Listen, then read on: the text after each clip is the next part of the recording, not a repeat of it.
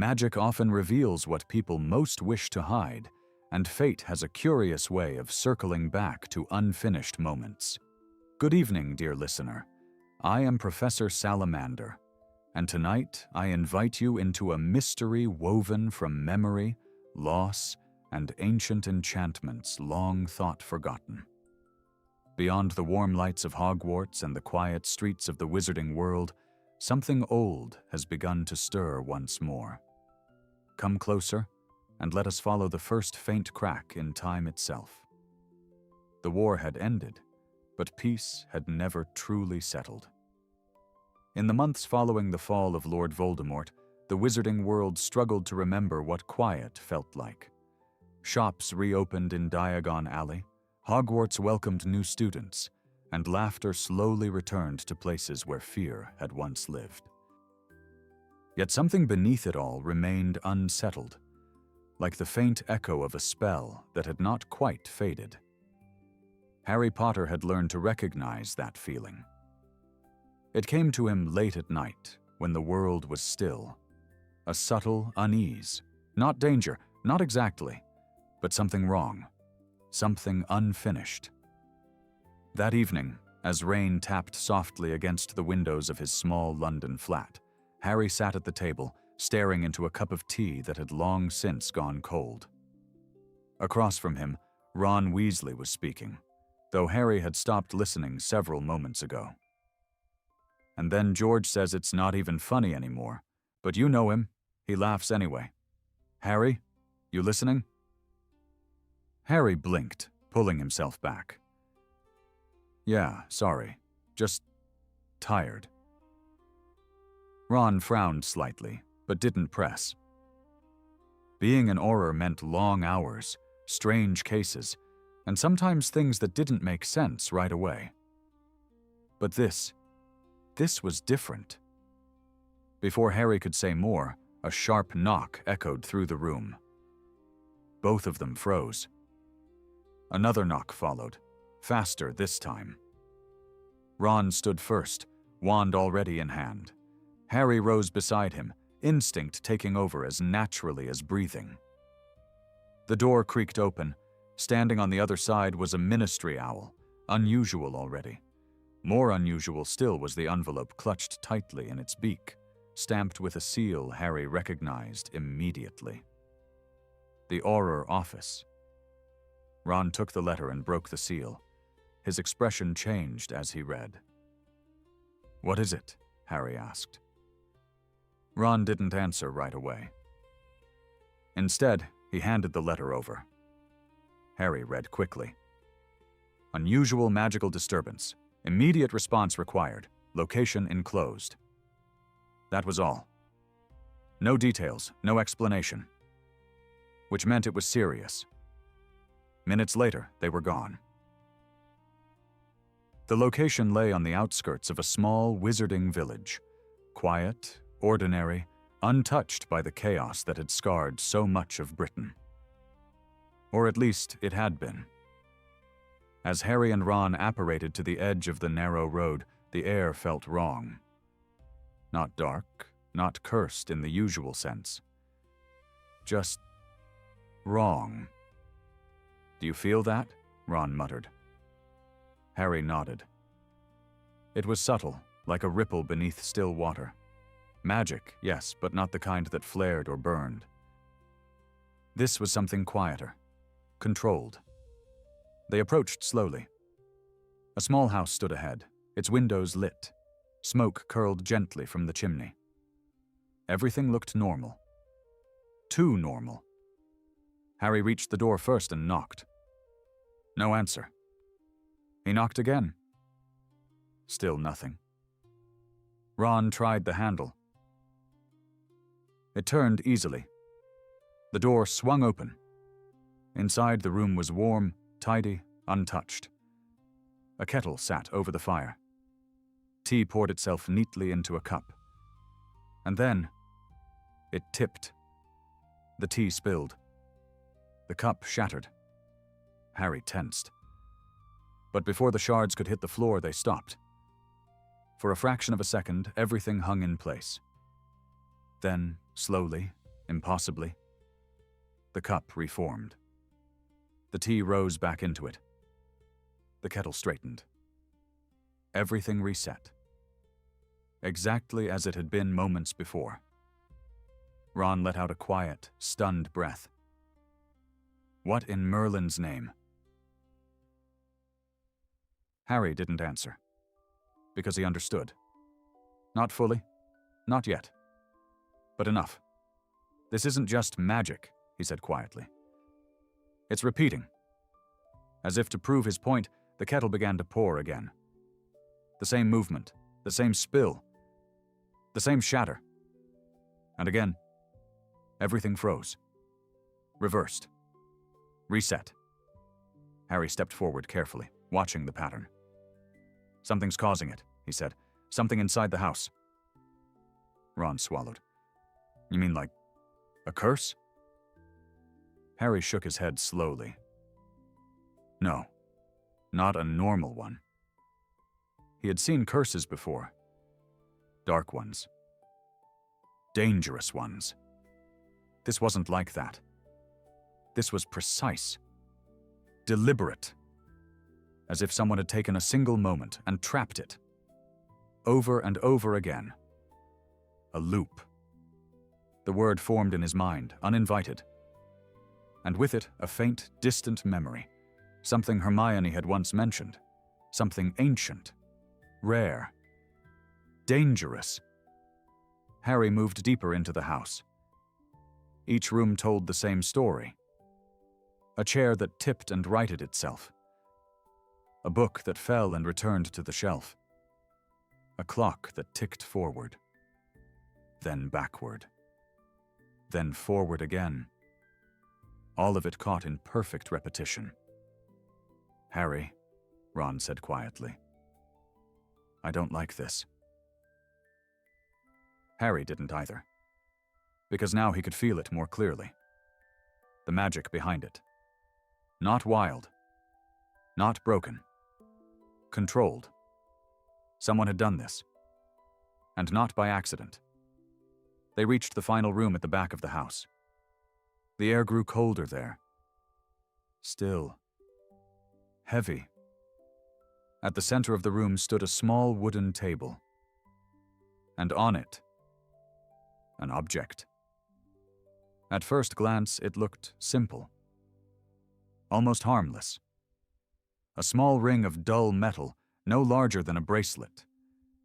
But as Harry stepped closer, he saw it clearly. The metal twisted in on itself, forming a perfect circle. No beginning. No end. A serpent devouring its own tail. Ron whispered, "What is that?" Harry didn't answer immediately. Because the moment he looked at it, the room shifted. Not visibly, but something inside him recognized it. Old magic. Very old. And very wrong. The air pulsed, the loops around them stuttered, just for a second. And in that second, Harry heard something. A voice. Faint. Distant. Help me. Harry's breath caught. Did you hear that? He asked.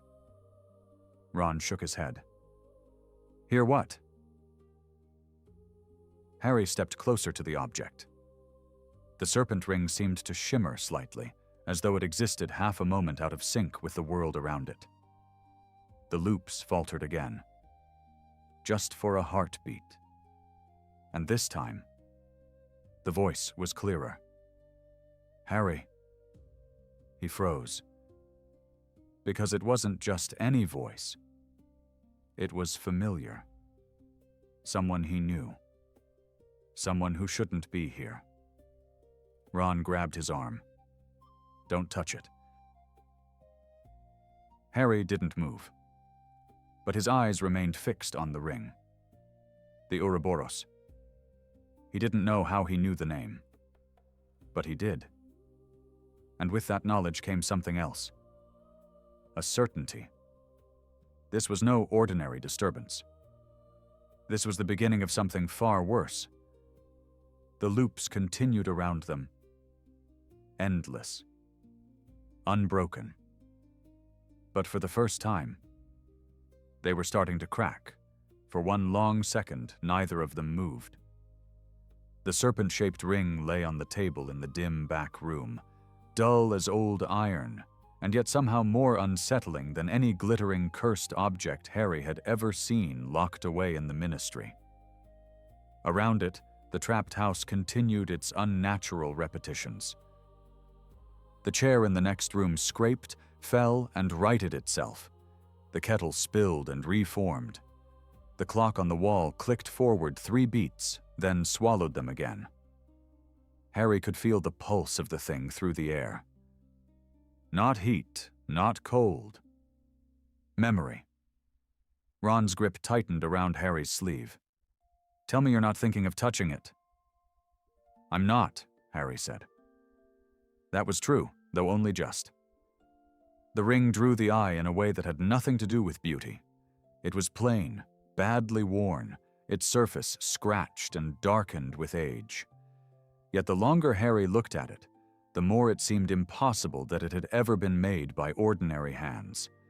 The serpent's body coiled into itself so perfectly that the eye lost track of where one curve ended and another began.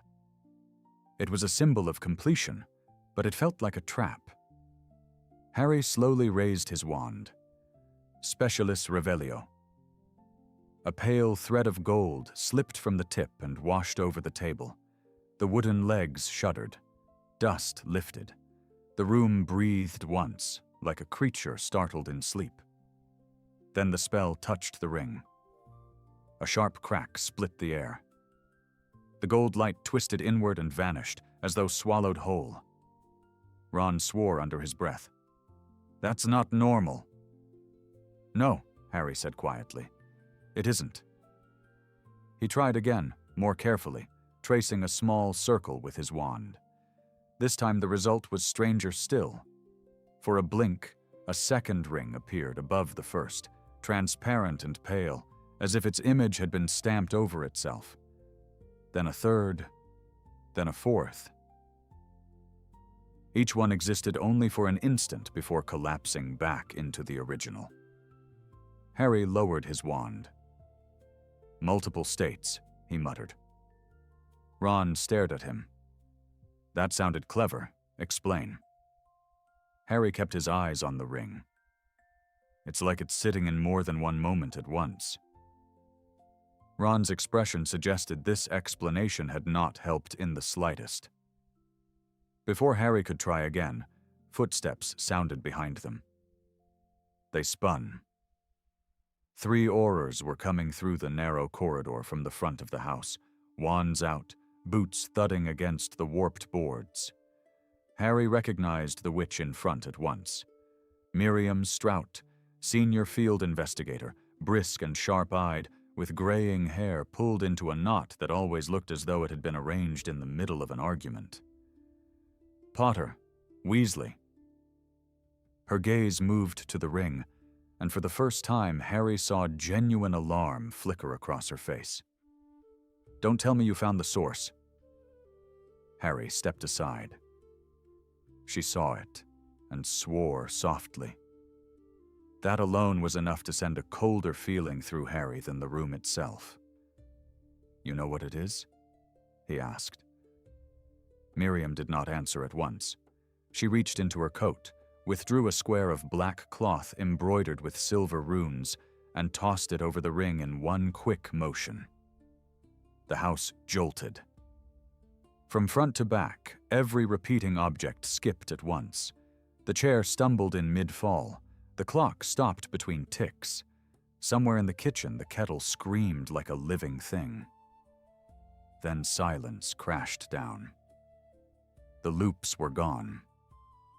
Ron exhaled so hard it was almost a laugh. "Brilliant. That's brilliant. Why didn't we do that?" Miriam ignored him. Her eyes remained fixed on the covered object. "Because," she said, "if you cover the wrong cursed artifact with a dampening shroud, sometimes it takes your arm off." Ron's face fell. "Right, Of course. Harry stepped forward. What is it? Miriam finally looked at him. I hoped I was wrong. She nodded once toward the table. It matches an old description. Unspeakable archive, restricted index, a temporal binding relic, one of the named objects. Harry frowned. Named by who? By the people who survived them. There was no drama in the way she said it, which made it worse. One of the younger Aurors, Dawlish's replacement, a freckled wizard Harry knew only as Pike, shifted uneasily near the doorway. We've already checked the rest of the property. No bodies. No signs of struggle. The owners are missing. Who lives here? Harry asked. Miriam took a folded parchment from her pocket. Edgar and Millicent Vale. Quiet couple. Retired.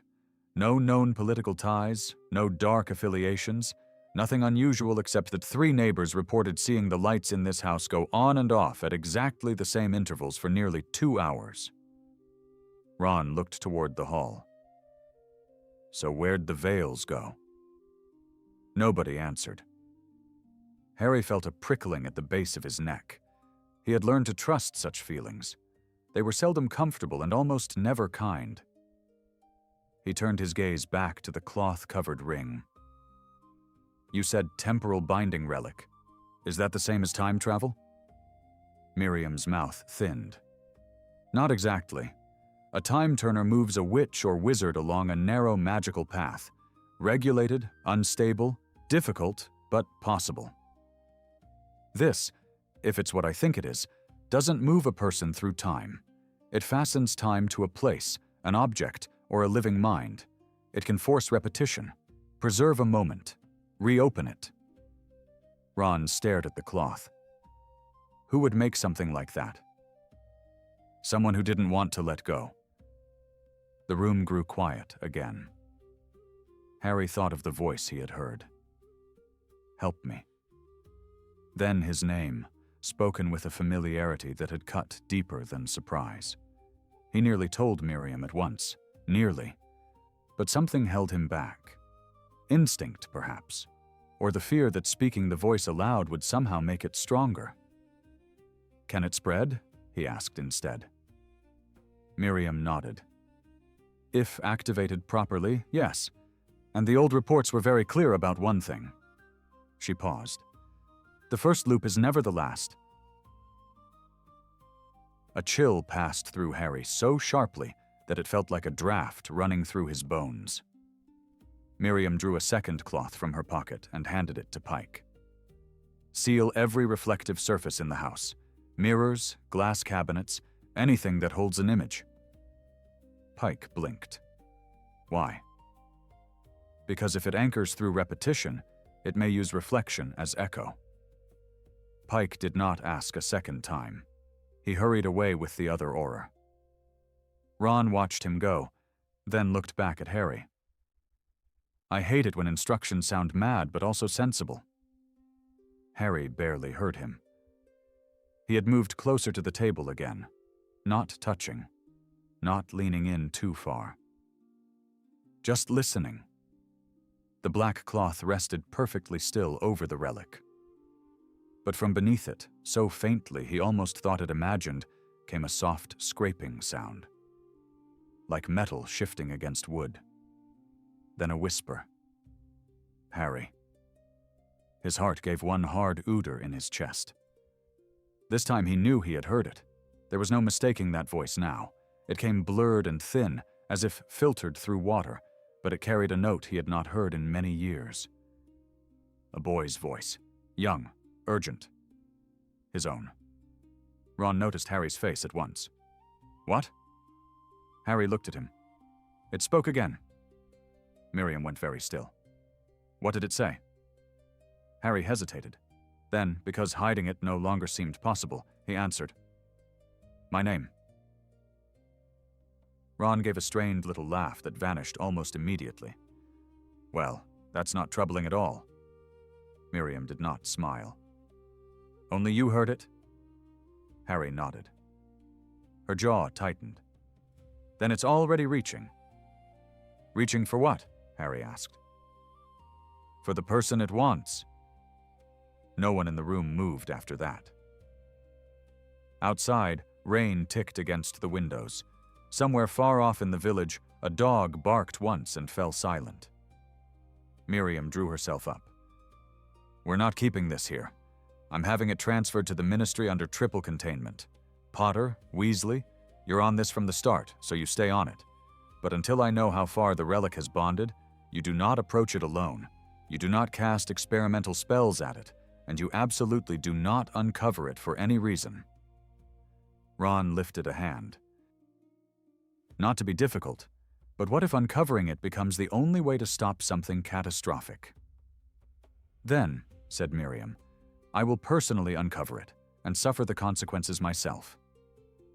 That ended the discussion. The house, freed from its loops, had become merely a house again.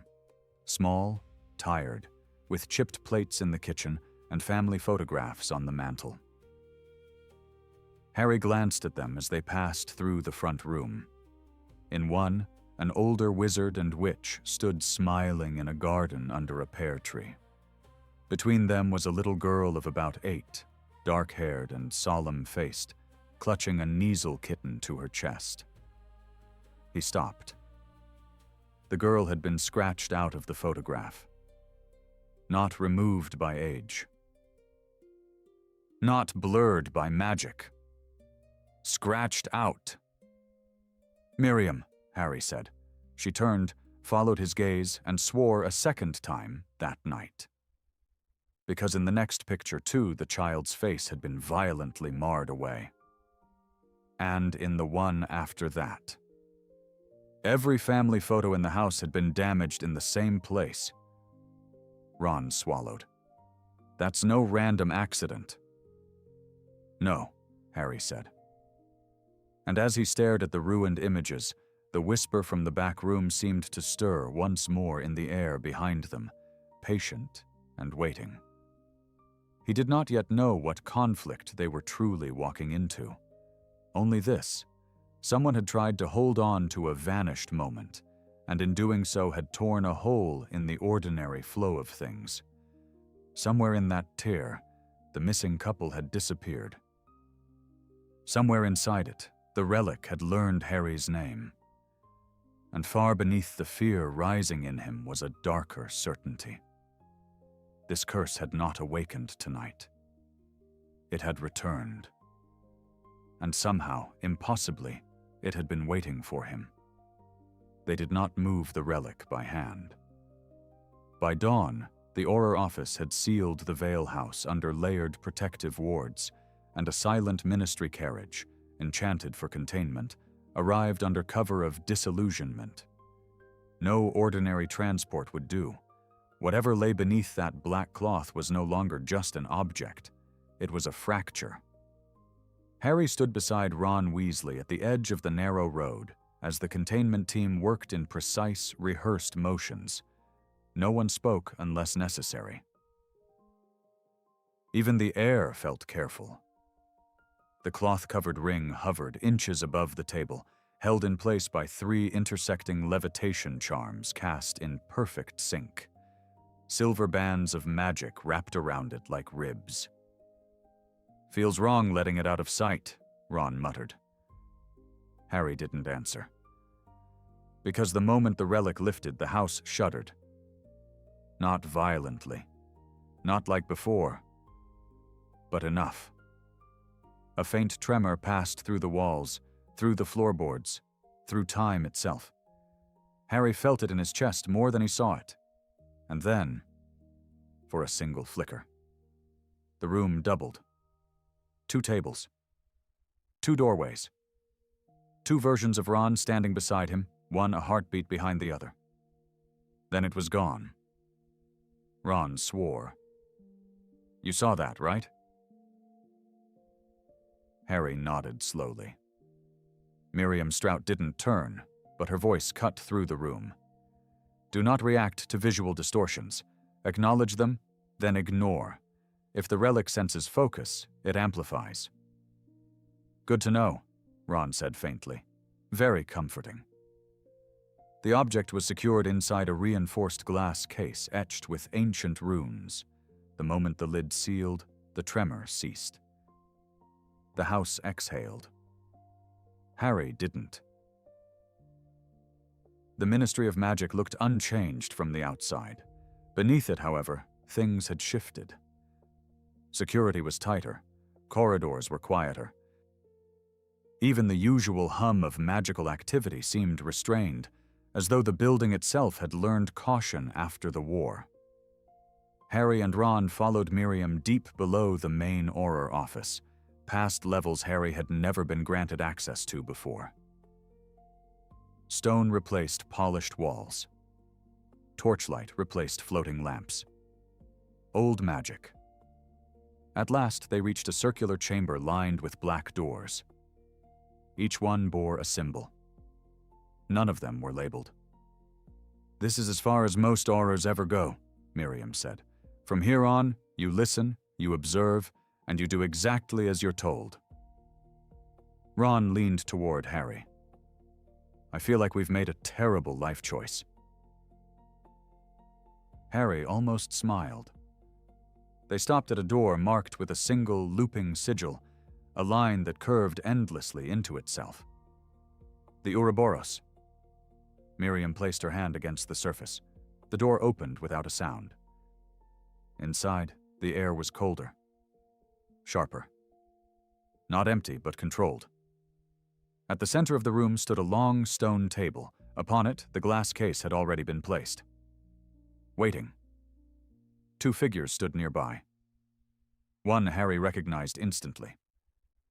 Hermione Granger. She turned at the sound of the door, her expression already tense. But when her eyes landed on Harry, something in it shifted.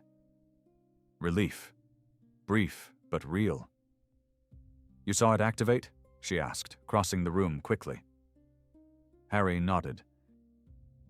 "In the house, it was looping objects, small moments." Hermione glanced at the case. "It's worse than that." Ron frowned. "Of course it is." Hermione ignored him. "It's not just repeating time, it's locking it, anchoring it to a fixed point and forcing everything inside that boundary to obey." Harry stepped closer. "So it traps things." "Yes," Hermione said quietly. "Or people." The second figure moved then, a tall, thin wizard in dark robes, his face lined with age and something colder than fatigue. An unspeakable. "Name's Croaker," he said. "I handle objects that don't behave properly." Ron raised an eyebrow. "You must be busy." Croaker didn't react.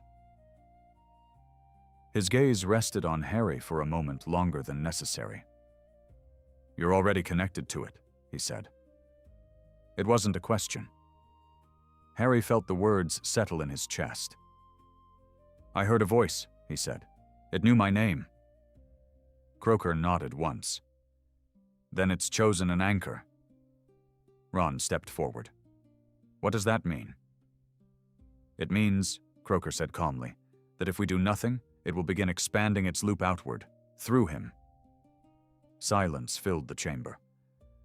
Ron turned sharply to Harry. "That's not happening." Hermione's eyes were fixed on the case. "It doesn't need his permission," she said. "That's the problem." Harry felt something tighten inside him. Not fear, not yet, but the awareness of a threat that had already crossed a line. "Then we stop it," he said. Croaker gave a thin smile. "If it were that simple, Mr. Potter, we would have done so before bringing you here." He gestured towards the case. "Go on, take a closer look." Miriam shifted slightly. Carefully. Harry approached. The glass was clear, but not entirely. Faint distortions rippled across its surface, like heat rising from stone. Inside, the black cloth still covered the relic. But something beneath it moved. Not physically. Not exactly. It shifted. Harry felt it before he saw it. A pressure. A pull. Like standing too close to the edge of a memory. "Harry," Hermione said softly. "Don't." He reached out. Not touching the glass. Just close enough. The world stuttered. The chamber flickered. For a single impossible second, he was somewhere else. A corridor. Hogwarts.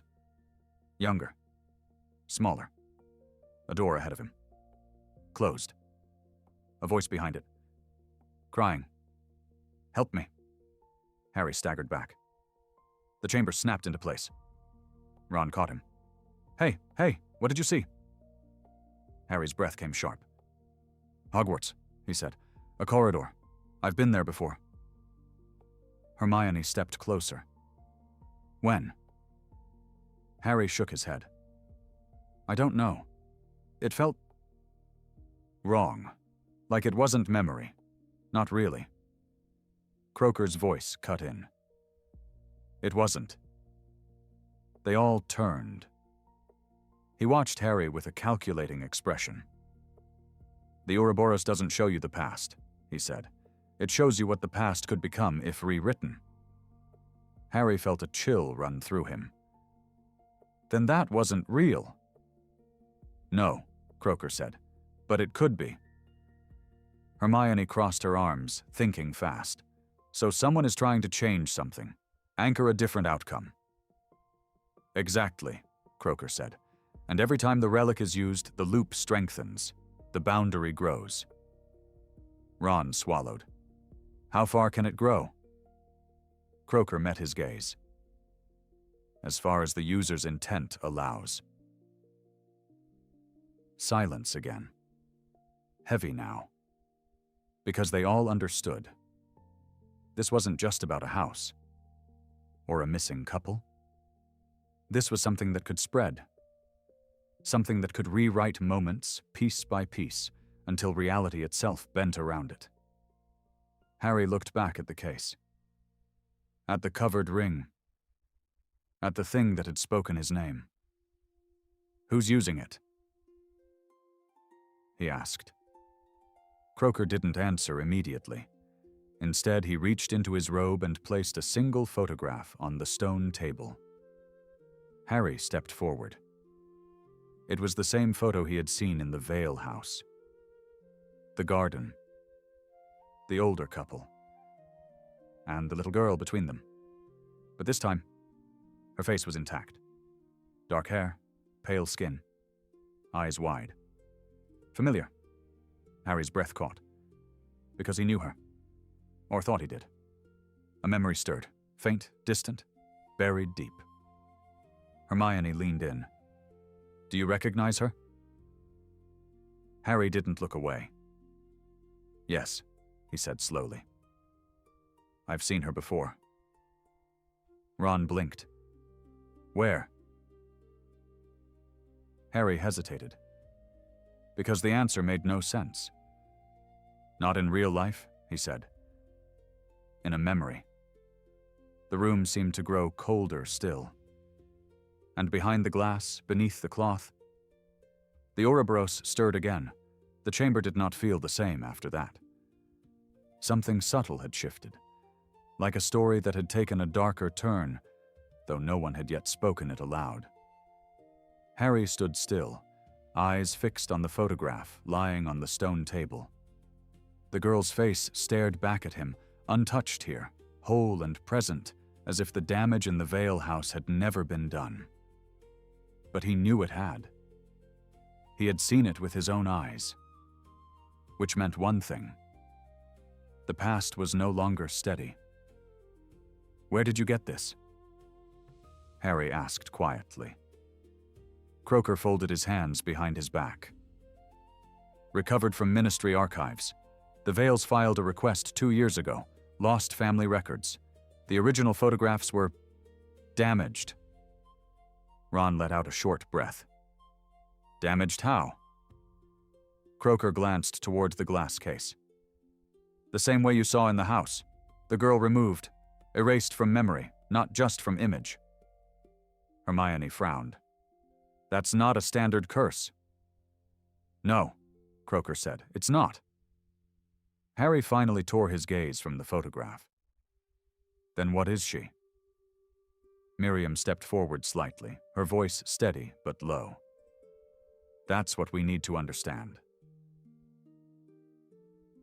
Harry looked back at the girl. A memory stirred again. Closer now. A corridor, stone walls, a faint echo of footsteps, and a door. Always the same door. Closed. With something behind it. Her name, Harry said slowly. What is it? Croaker did not answer immediately. Instead, he studied Harry for a long moment, as if weighing something unseen. Then he spoke. Eleanor Vale. The name settled into the room like a whisper that refused to fade. Hermione crossed her arms, thinking rapidly. If she's been erased from records, then the Ouroboros isn't just looping time, it's rewriting it selectively. Ron looked between them. So someone's trying to make it like she never existed? Harry shook his head. No, he said. They're trying to bring her back. Silence followed. Because that made far more sense. And far more dangerous. Croaker inclined his head slightly. That aligns with the relic's known behavior. It doesn't destroy time. It bends it toward a desired outcome. Hermione's voice dropped. But that would require enormous magical precision. You'd have to isolate specific events, anchor them, repeat them until they align. And if they don't? Ron asked. Croaker's expression did not change. Then the loop expands until they do. Harry felt that same cold certainty rising again. Someone wasn't just using the relic. They were fighting with it, forcing reality to match something that had already been lost. He turned back toward the glass case. Uncover it, he said. Miriam reacted immediately. No. We need to see it, Harry insisted. You've seen enough, she replied sharply. But Harry didn't look away. It's already connected to me, he said. You said it yourself. If we're going to stop this, I need to understand it. Hermione stepped in, her voice careful. Harry, this isn't like anything we've dealt with before. I know, he said. And that was exactly why he couldn't step back. The room grew tense again. Then Croaker spoke. Uncover it. Miriam turned on him. Absolutely not. Briefly, Croaker said, under controlled conditions. He gestured once. The air shifted. Runes along the walls ignited faintly, forming a layered barrier around the central table. Containment.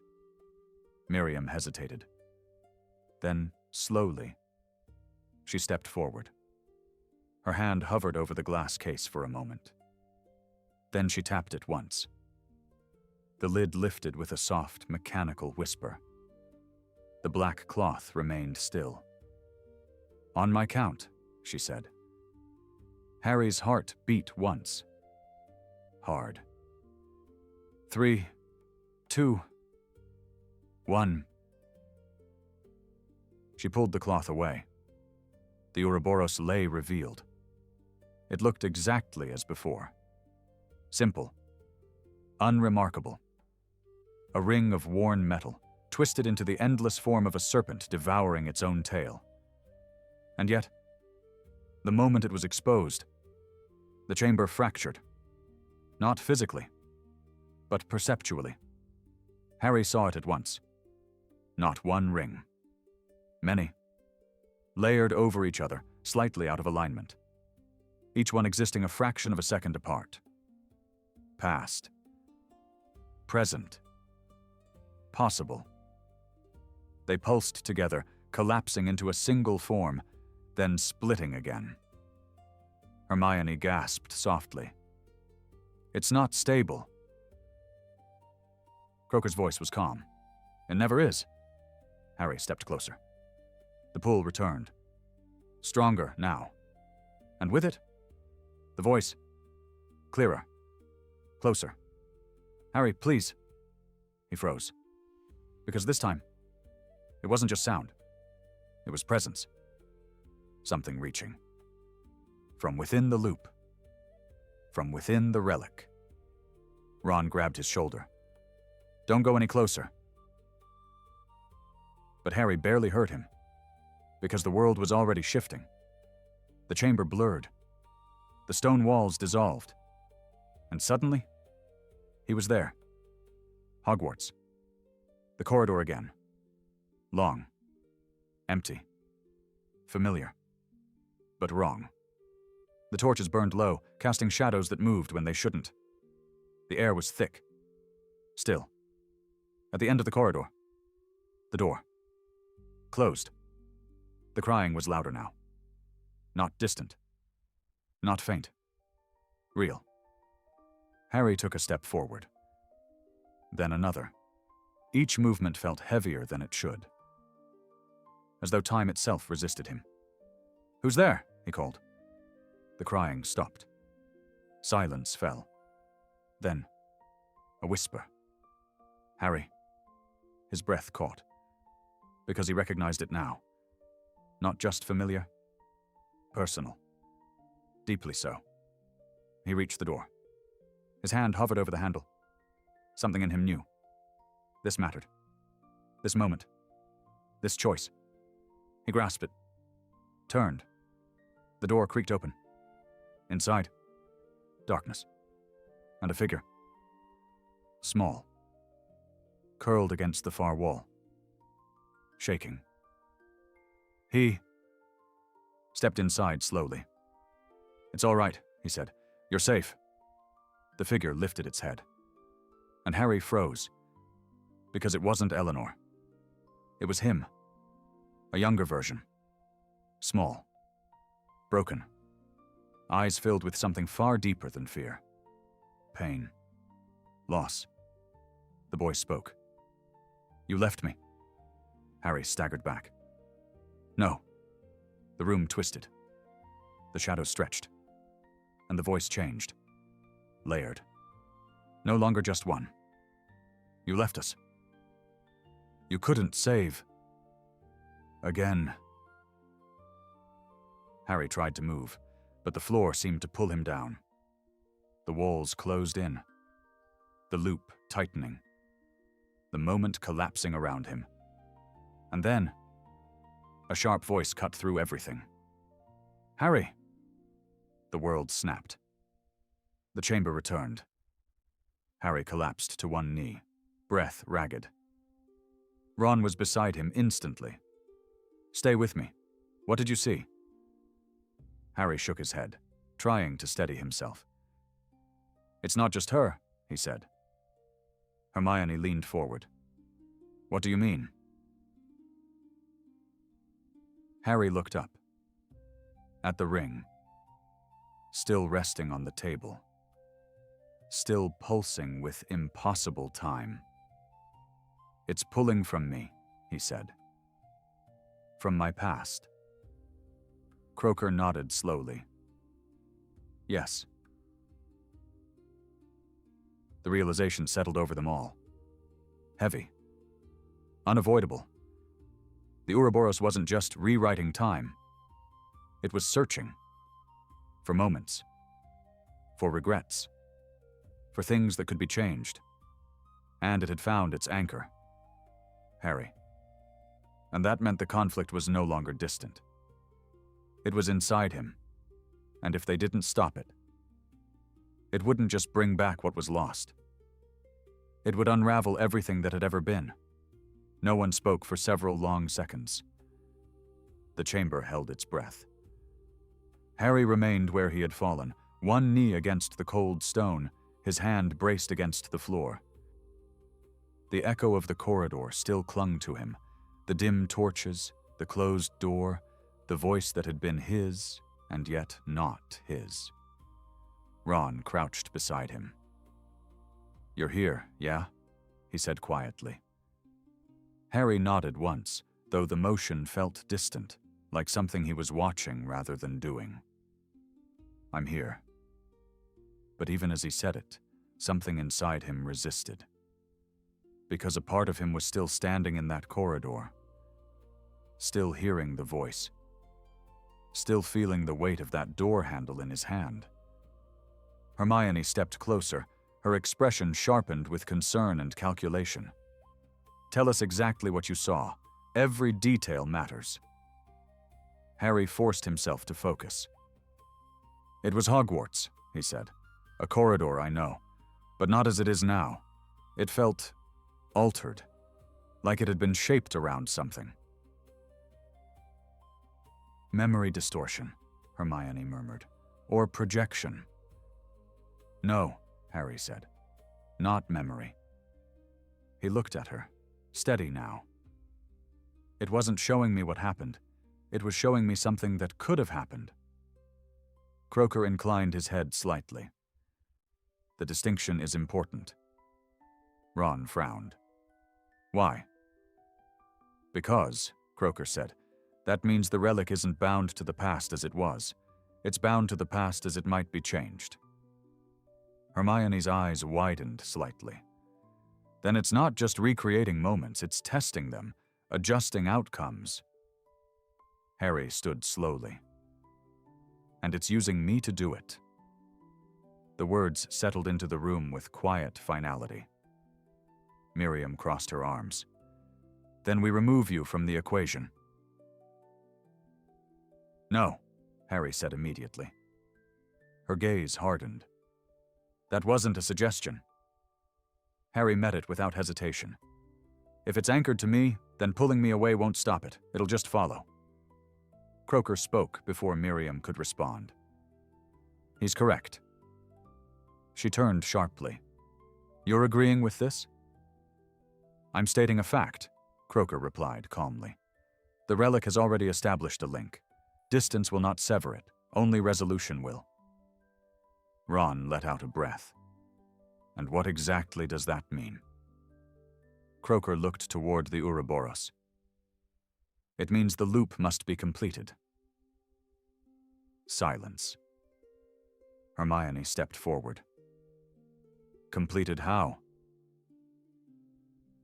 Croaker did not answer immediately.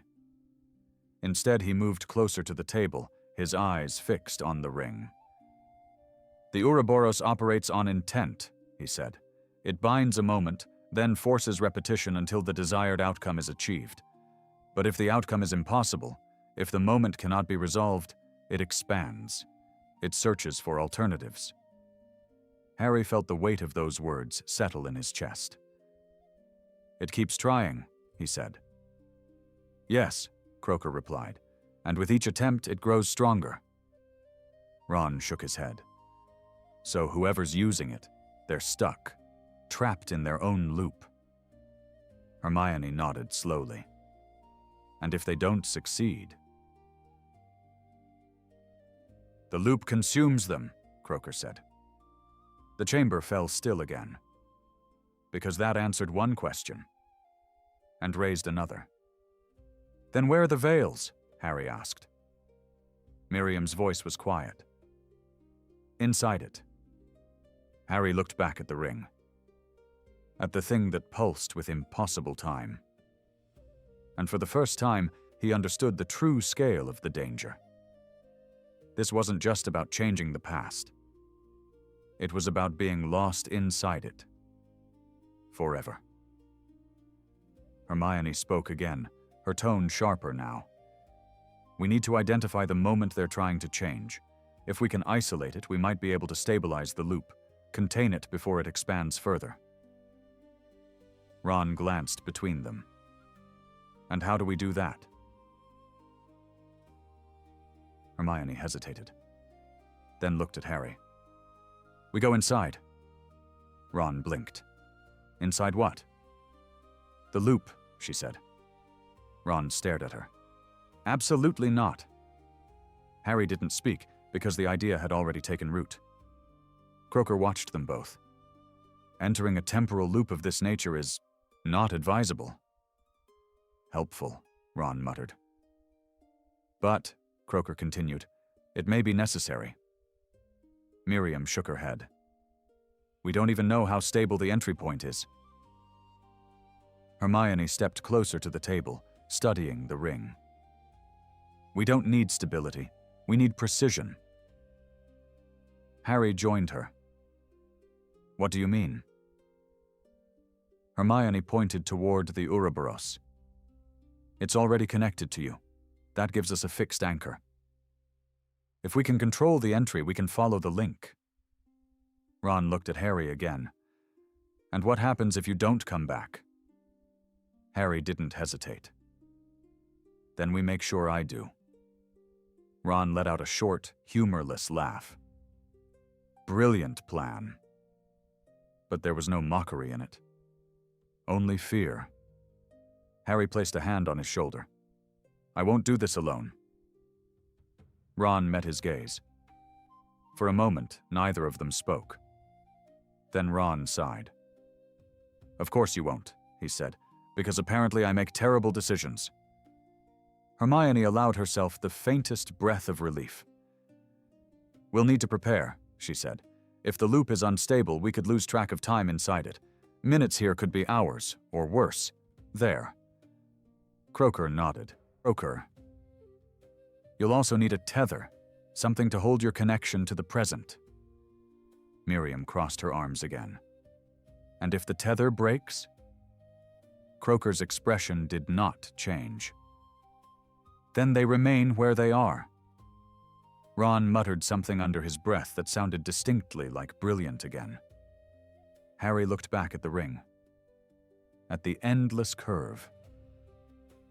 The serpent consuming itself. He could feel it now, stronger than before. Not just pulling.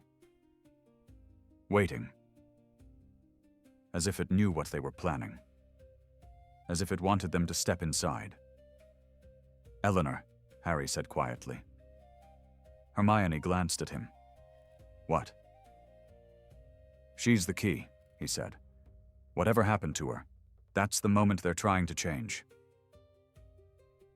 Ron frowned. Then why erase her from the photos? Harry shook his head slowly. Not erase, he said. Hide. The thought settled over them. Because it made sense. If the moment was too painful, too dangerous, then maybe the only way to reach it was to forget it first. Hermione's voice was soft. Then we're not just dealing with time magic. No, Harry said. We're dealing with memory.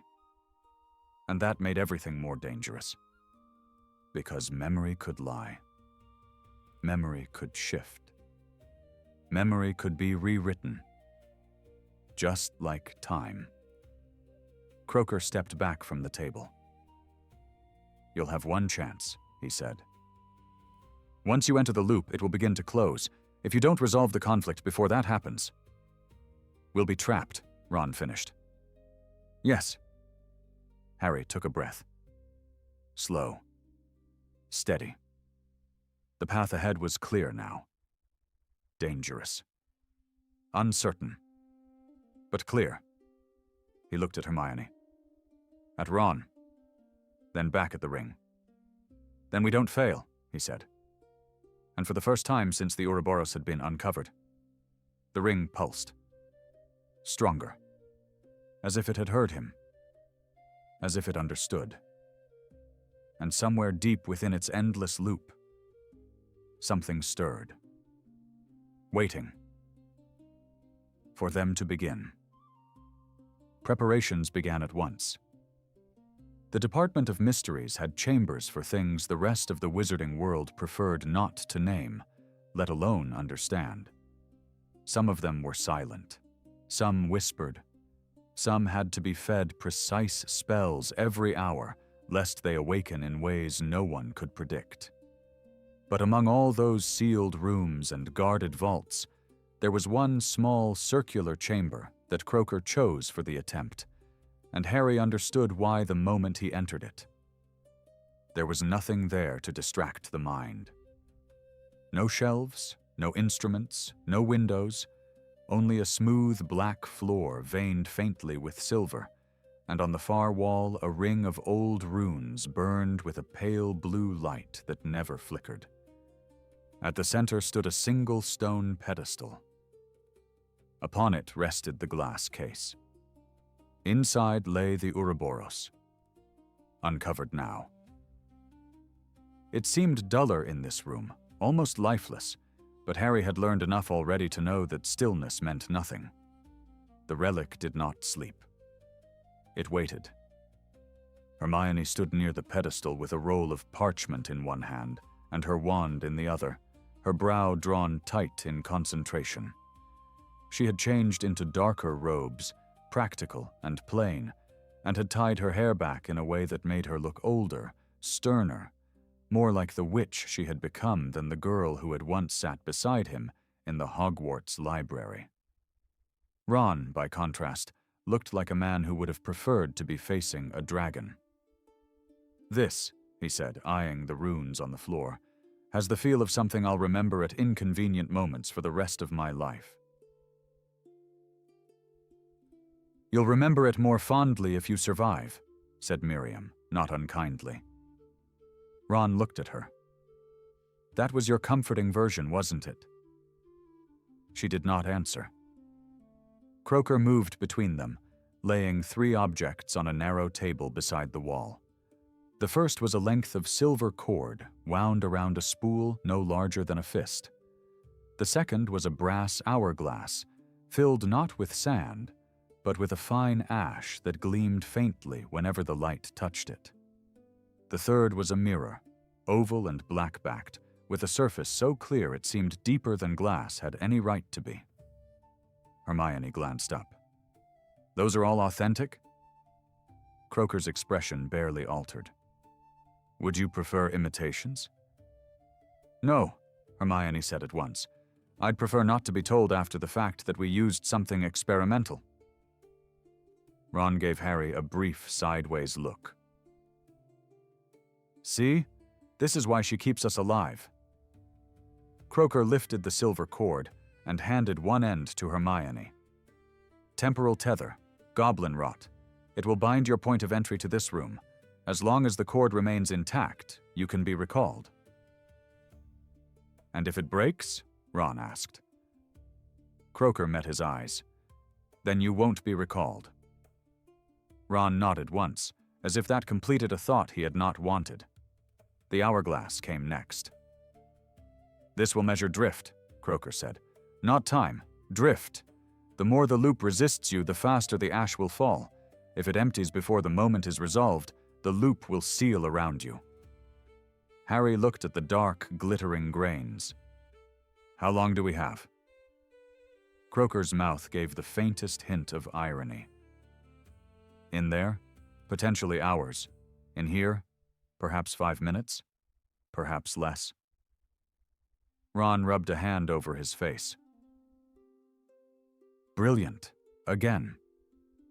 At last, Croaker rested his fingers on the black mirror. "This is for orientation. If the loop fragments, and it may, you will lose certainty. Faces may alter, places may shift, events may repeat out of order. The mirror will show you the truth of the last stable choice you made." Harry frowned. "Only the last one?" "That is all it can hold." Hermione took a slow breath and set her parchment aside. "We'll need an entry phrase." Ron stared at her. "We need an entry phrase?" "For synchronization," she said. "If we all cross under the same spell but enter with different expectations, the loop may separate us at once." "That sounds unfair," Ron muttered. Harry, however, was only half listening. His gaze had gone to the relic again. It was not moving. It was not glowing. And yet the instant his attention settled upon it, he felt the now familiar pressure behind his eyes, as though the room had tilted very slightly, just enough to unsettle the senses. A corridor, a door, a child crying. Not memory. Promise. He clenched his jaw and forced the vision away. Hermione noticed. It's stronger, isn't it? Harry nodded. It knows. Ron looked from one to the other. Knows what? That we're going in, said Harry. Croaker did not contradict him. Miriam stepped closer to Harry then, her face more serious than he had ever seen it. Listen to me carefully. Once you cross, the loop will try to shape itself around your regret. That's how these relics feed. They search for the moment you would change if you could. Harry said nothing, because he knew at once what moment the relic would reach for first.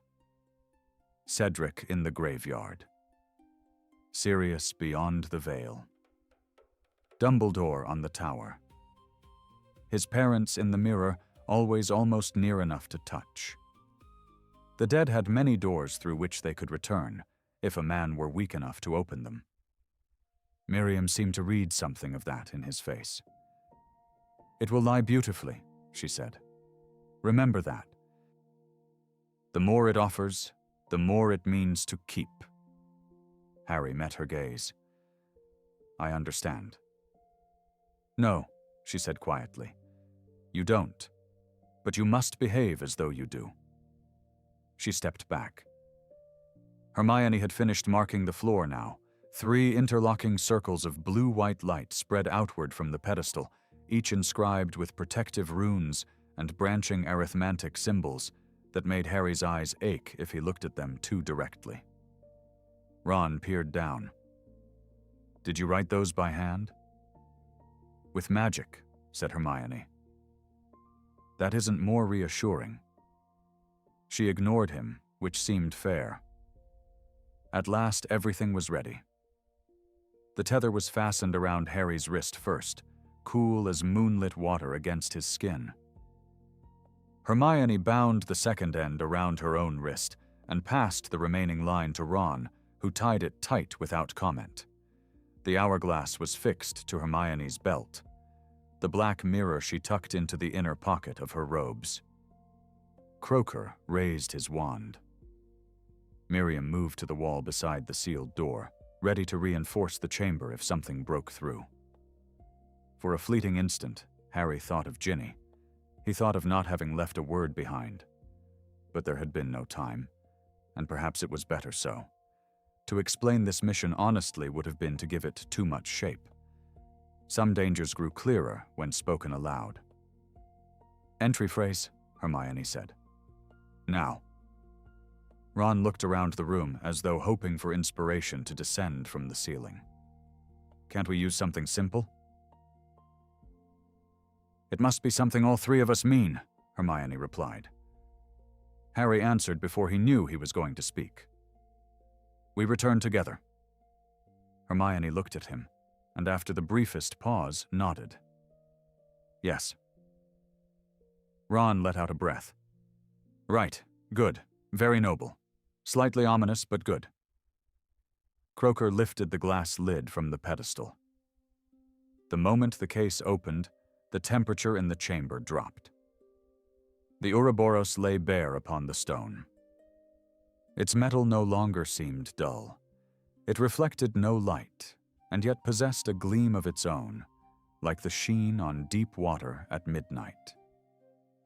The serpent's eye, a detail Harry had not noticed before, was a tiny dark point, almost invisible, and still he felt it looking at him. Wand's ready, said Hermione. They obeyed. Croaker began the spell. Harry could not have repeated the words afterward. They were old, not merely in language but in shape. They seemed to bend the air as they passed, drawing circles within circles, calling not power exactly but permission. The runes around the floor flared brighter. The tether at Harry's wrist tightened. The hourglass trembled. Then the relic answered. Not with light, with sound. A low, deep note filled the chamber, like the ringing of a bell struck underwater. The stone beneath Harry's feet vibrated once. The air thickened. His scar, quiet for so many years, gave a sudden sharp throb that almost dropped him to his knees. Ron swore. Hermione's voice rose clear and hard above Croaker's spell. "On my count, hold the tether. Do not let go." The room blurred at its edges. Harry saw the walls pull away as if retreating down a great distance. Saw the blue runes stretch into long threads. Saw Croaker's face become older, then younger, then split briefly into 3 overlapping versions before settling again. "Now," Hermione said, "together." They stepped forward. The world buckled. Harry heard all 3 of them speak at once. We returned together. The floor vanished. There was no falling, and yet he felt it, an awful inward plunge, as though he had been turned inside out and dropped into the hollow. Cold tore through him, then heat, then the stunning sensation of passing through 100 half-formed memories not his own. A child laughing in sunlight, a broken plate on a kitchen floor, a woman shouting a name, the crack of apparition, a flash of Hogwarts stone, the smell of smoke, the feel of rain, the sound of someone sobbing behind a locked door. And then, impact. Harry hit the ground hard enough to drive the breath from him. Stone. Real stone. He rolled at once, wand up, training older than thought. A corridor stretched before him. Torchlit. Silent. Hogwarts. But not as it should have been. The walls seemed too narrow, the ceiling too high, the shadows too deep. Portrait frames hung empty, or held figures that turned their backs when he looked at them. The air carried the scent of wax and cold dust, and beneath it, something sharper. Fear. "Ron?" Harry called. No answer. "Hermione?" Only the echo returned. His heart began to hammer. The tether was still there, wrapped around his wrist, but now it trailed away behind him into a darkness the corridor did not contain, vanishing into a place that seemed neither near nor far. He stood slowly. Far ahead, at the very end of the corridor, was the door. The same door from before. Closed. And from behind it came the sound of quiet weeping.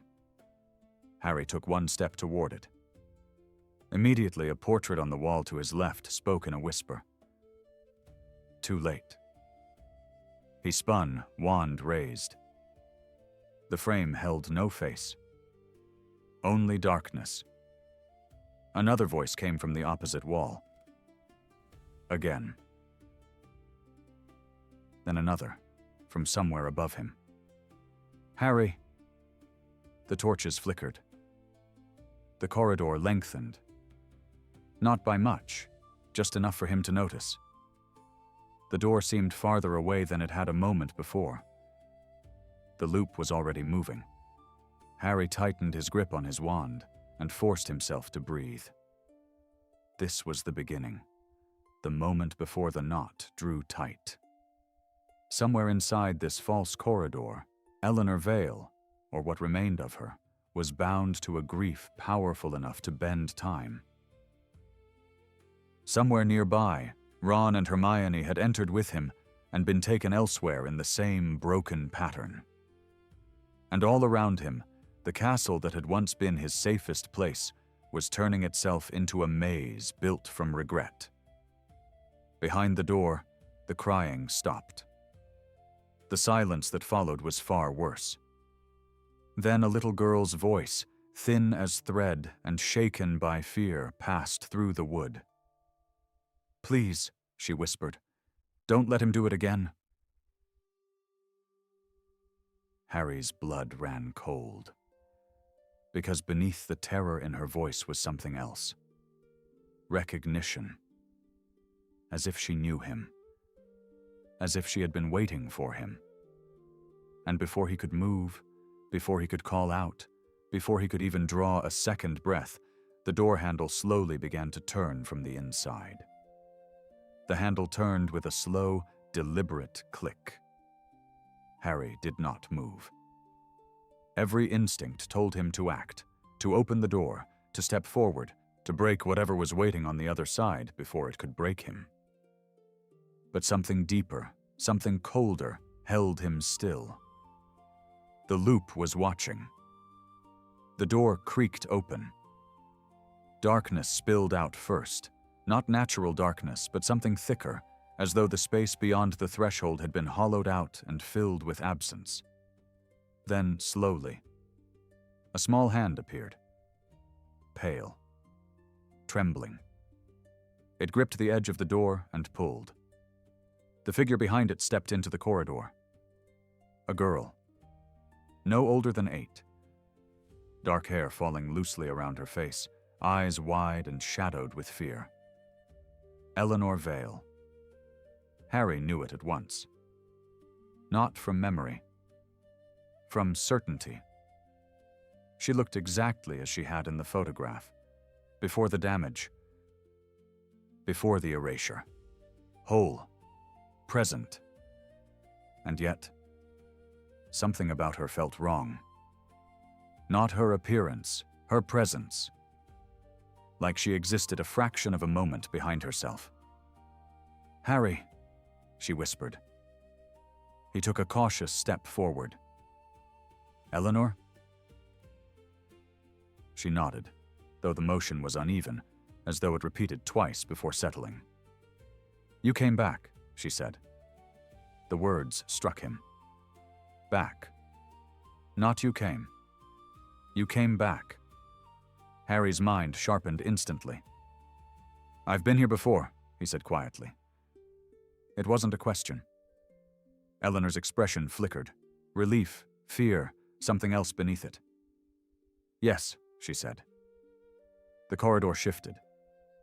Just slightly. The torches dimmed, then brightened again. Harry felt the pull tighten around him. The loop was closing. He forced himself to focus. "Where are your parents?" he asked. Eleanor's face changed at once. The fear deepened. Her eyes darted toward the darkness behind the door. "He's trying again," she said. Harry's grip on his wand tightened. "Who is?" She shook her head quickly. "If I tell you, it happens faster." The answer made no sense, which meant it mattered. Harry took another step closer. The moment he did, the corridor stretched again. The distance between them doubled, then snapped back. The loop resisting. Testing. "Listen to me," Harry said, steadying his voice. "I'm here to help you, but I need to understand what's happening." Eleanor hesitated, then whispered, "You already know." The words sent a sharp chill through him. Because she was right. He did know. Or at least, a part of him did. A memory stirred again. Not the corridor. Something older. A room. Firelight. A man shouting. A child crying. Harry blinked. The vision vanished. The corridor snapped into focus. Eleanor was watching him closely now. "You see it too?" she said softly. Harry didn't answer. Because the truth was beginning to form. This wasn't just her memory. It wasn't just her past. It was shared. The Ouroboros wasn't building the loop from a single moment. It was weaving together pieces, from her and from him. "Eleanor," he said carefully, "what happened to you?" Her lips parted. She tried to speak.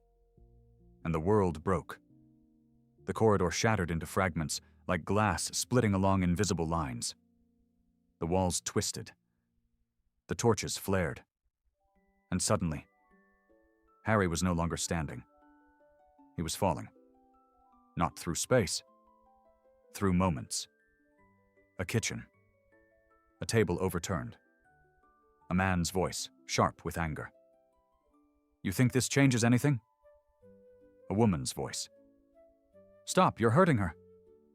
A child screaming. "Please." Harry hit the ground again. Hard. The air rushed from his lungs. He rolled, gasping, and found himself in a different room. Small. Dimly lit.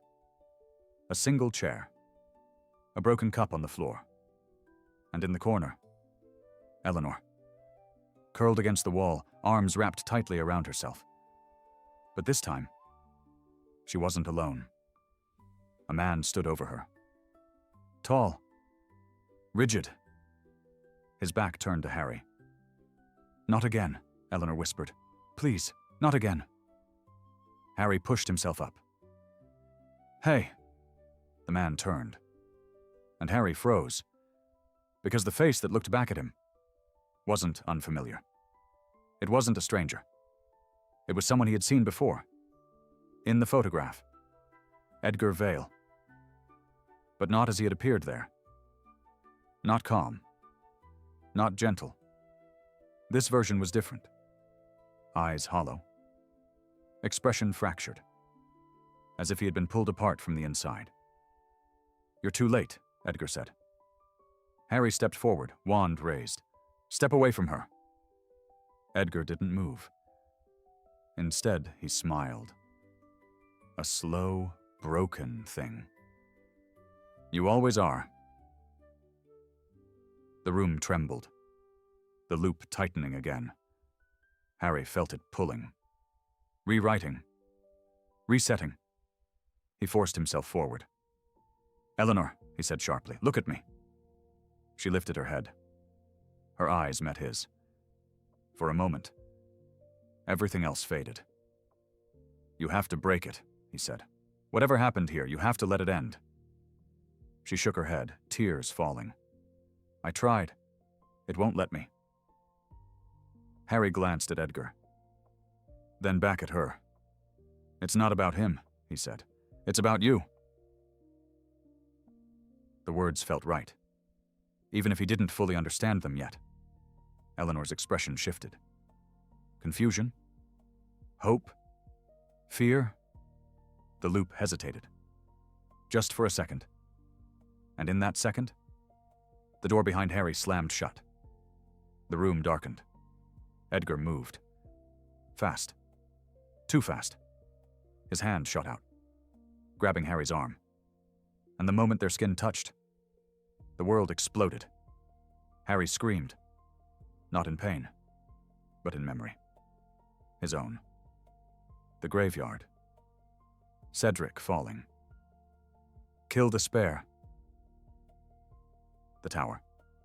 Dumbledore. "Severus, please." The veil. Sirius disappearing. "Nice one, James." Voices. Faces. Loss. All of it. Crashing into him at once. The Ouroboros feeding. Using him. Harry dropped to his knees. The room twisted around him. Eleanor's voice broke through. "Stop!"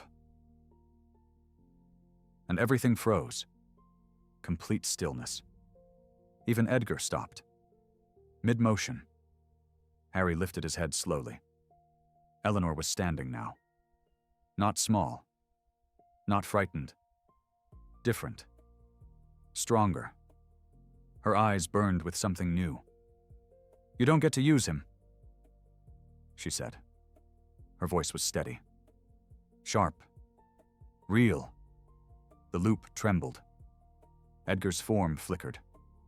For a moment, he looked afraid. And Harry understood. This wasn't just a victim. Eleanor wasn't just trapped. She was resisting. Fighting the loop from within. And that meant they had a chance. but only if they could find the moment. The one that mattered. The one everything kept returning to. The conflict at the heart of the loop. Harry pushed himself up, ignoring the echoes still clawing at his mind. "Eleanor," he said, "what happened here?" She looked at him. Really looked this time. And whispered. He tried to fix it. Harry's breath caught. Fix what? Her gaze dropped. To the broken cup on the floor. To the trembling room. To the man who flickered between shapes. And then she said the words that changed everything. He tried to bring her back. Harry felt the truth hit him instantly. Not Eleanor. Someone else? Someone lost? Someone gone?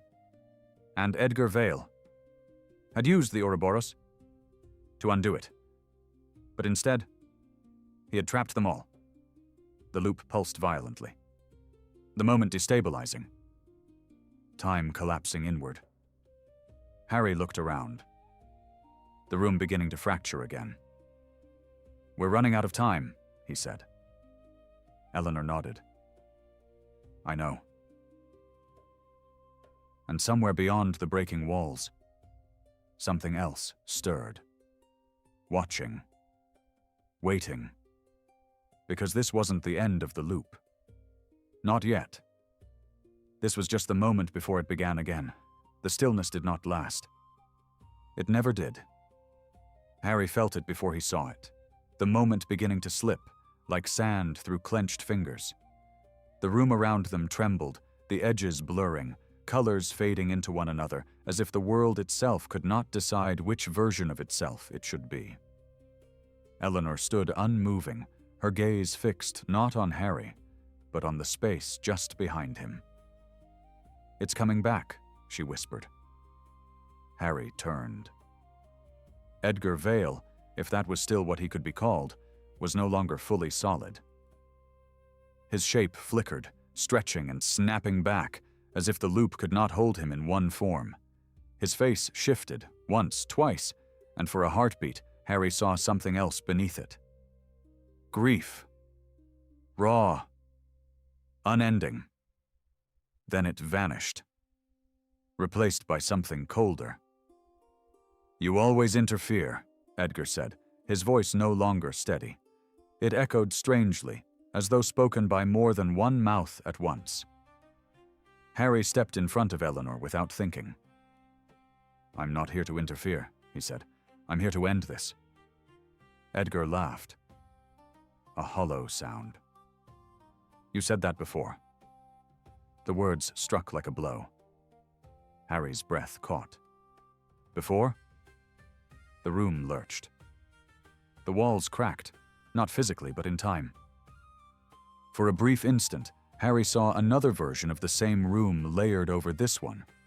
In that version, he stood in the same place, but his wand was lowered. And Eleanor was gone. The vision snapped away, but the meaning remained. Ron's voice echoed faintly somewhere in the distance. "Harry, if you can hear me, don't trust what it shows you." The sound faded quickly, like a signal lost in storm. Harry clenched his jaw. The loop was fragmenting. They were losing alignment. Eleanor stepped closer to him, her voice urgent now. "You have to stop him before he reaches it again." "Reaches what?" Harry asked. Her eyes flicked toward the far side of the room. The shadows there deepened, shifted. And then, a shape formed. A table. The same table. From the house. From the chamber. And on it, the Ouroboros. But this version was different. It wasn't still. It moved. The serpent's body twisted slowly, impossibly, as though alive, not in flesh, but in time. Its form overlapped itself, creating a flickering spiral of moments collapsing inward. Harry felt the pull intensify. Stronger than before, like gravity bending toward a single point.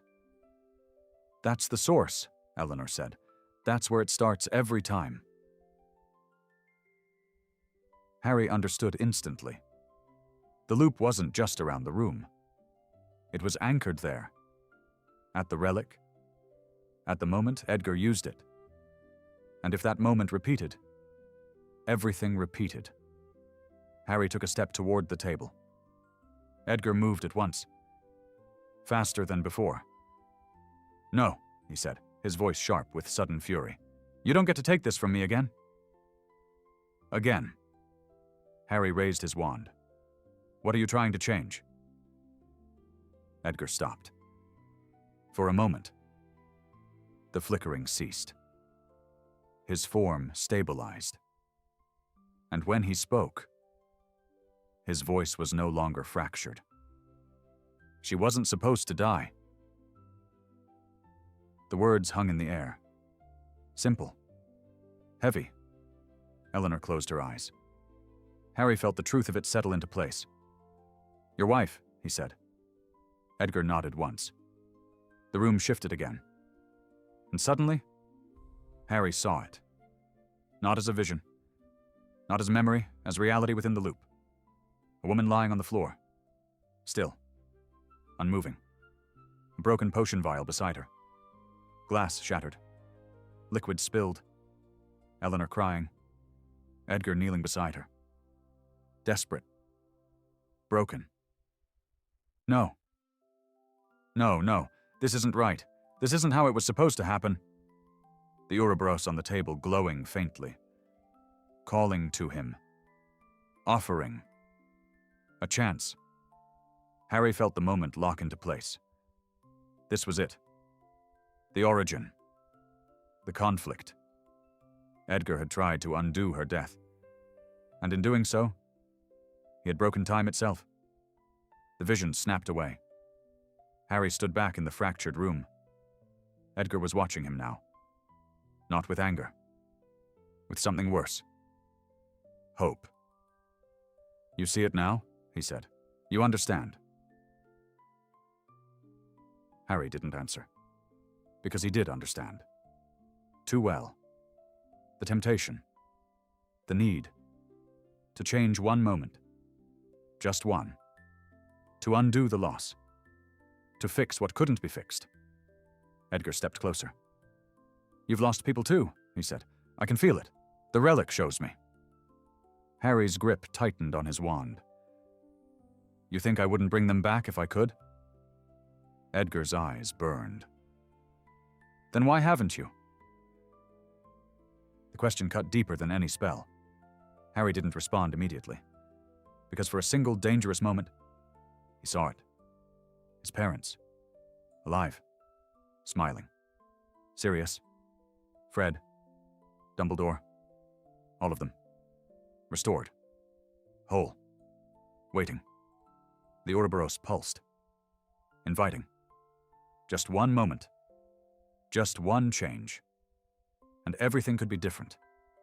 Harry's hand trembled. Eleanor's voice broke through. "Don't." He looked at her. She was shaking her head.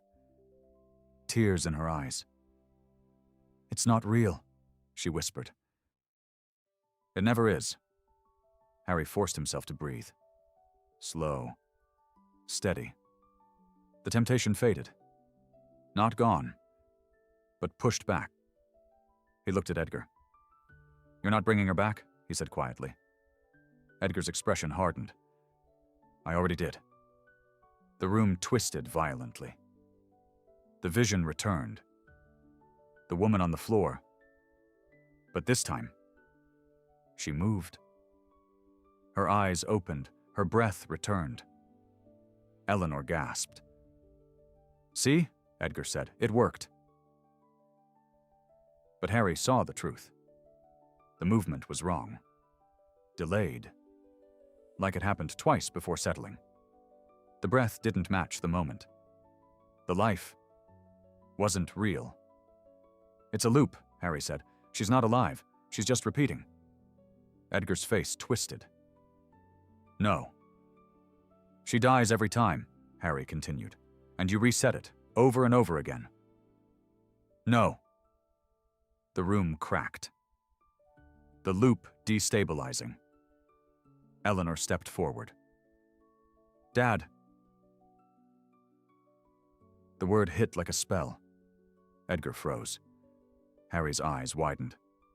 Dad. The truth shifted again.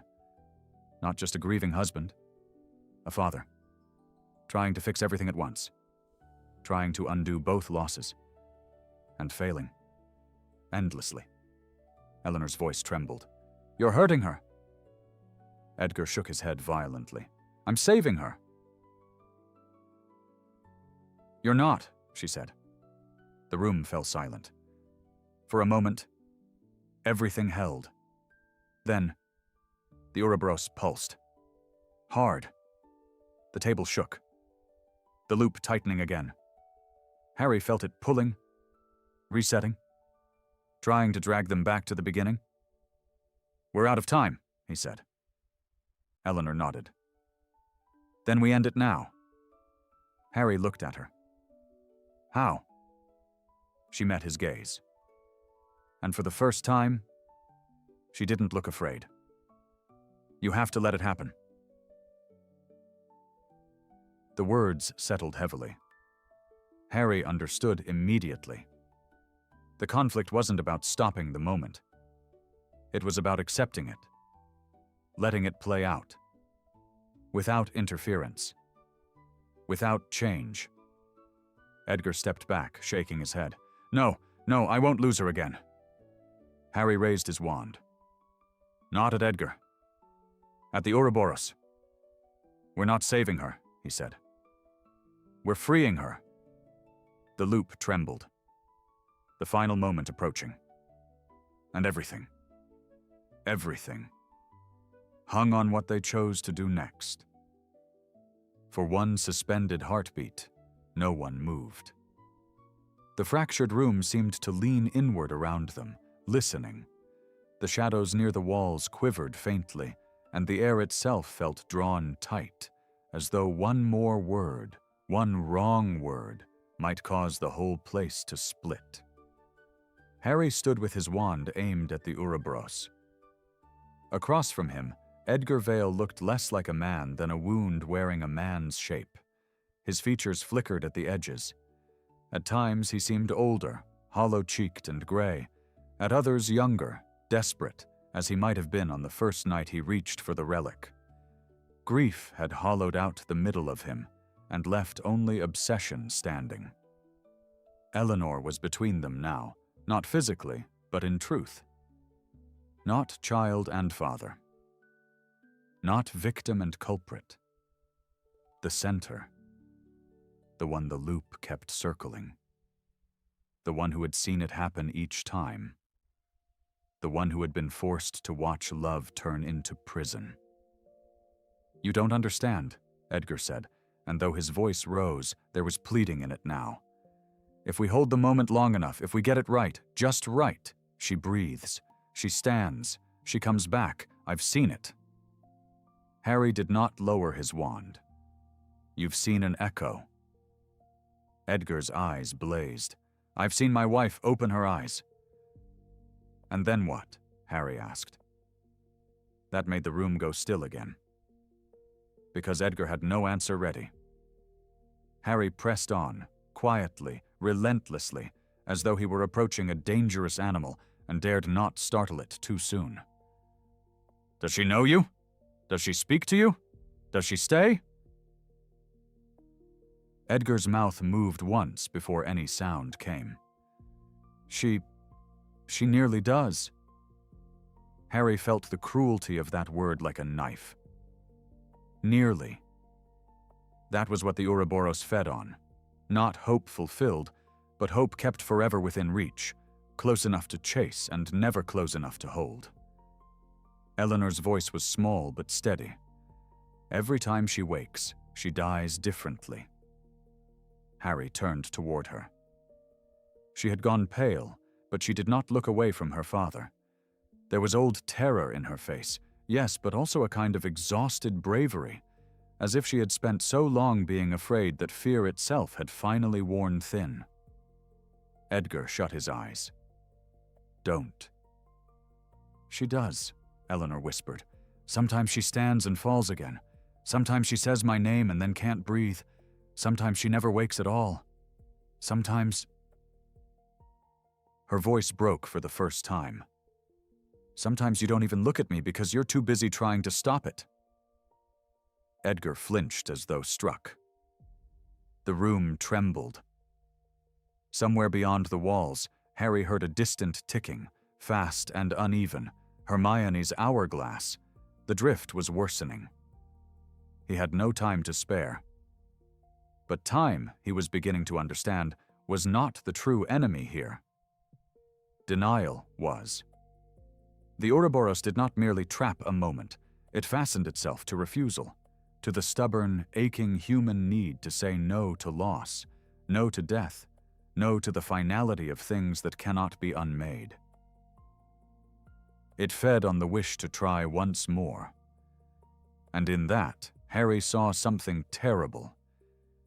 He understood Edgar because he might, in another life, have become him. Hadn't he dreamed often enough of one more minute with his parents? One proper conversation with Sirius? One chance to stop Dumbledore from drinking that potion, to stop Fred from entering that corridor, to turn back toward Cedric before the green light came? The temptation of the relic wasn't darkness in the usual sense. It was love corrupted by the refusal to grieve. Harry lowered his wand an inch, not in surrender, but in choice. "Edgar," he said, and the man's head jerked up as though surprised by the sound of his own name. "What was your wife's name?" For the first time, Edgar's expression changed completely. It softened. Not much. Only enough for the real man to show through the cracks. "Maris," he said. The name entered the room gently. No fracture, no tremor, just the shape of someone once beloved. Harry nodded. "Tell me what happened." Edgar's eyes unfocused, as if he were looking not at Harry, but into some private chamber of the past. "It was raining," he said. "There had been a leak in the pantry ceiling for weeks. I'd meant to fix it. I'd meant to fix a dozen things." A ragged smile touched his mouth and vanished.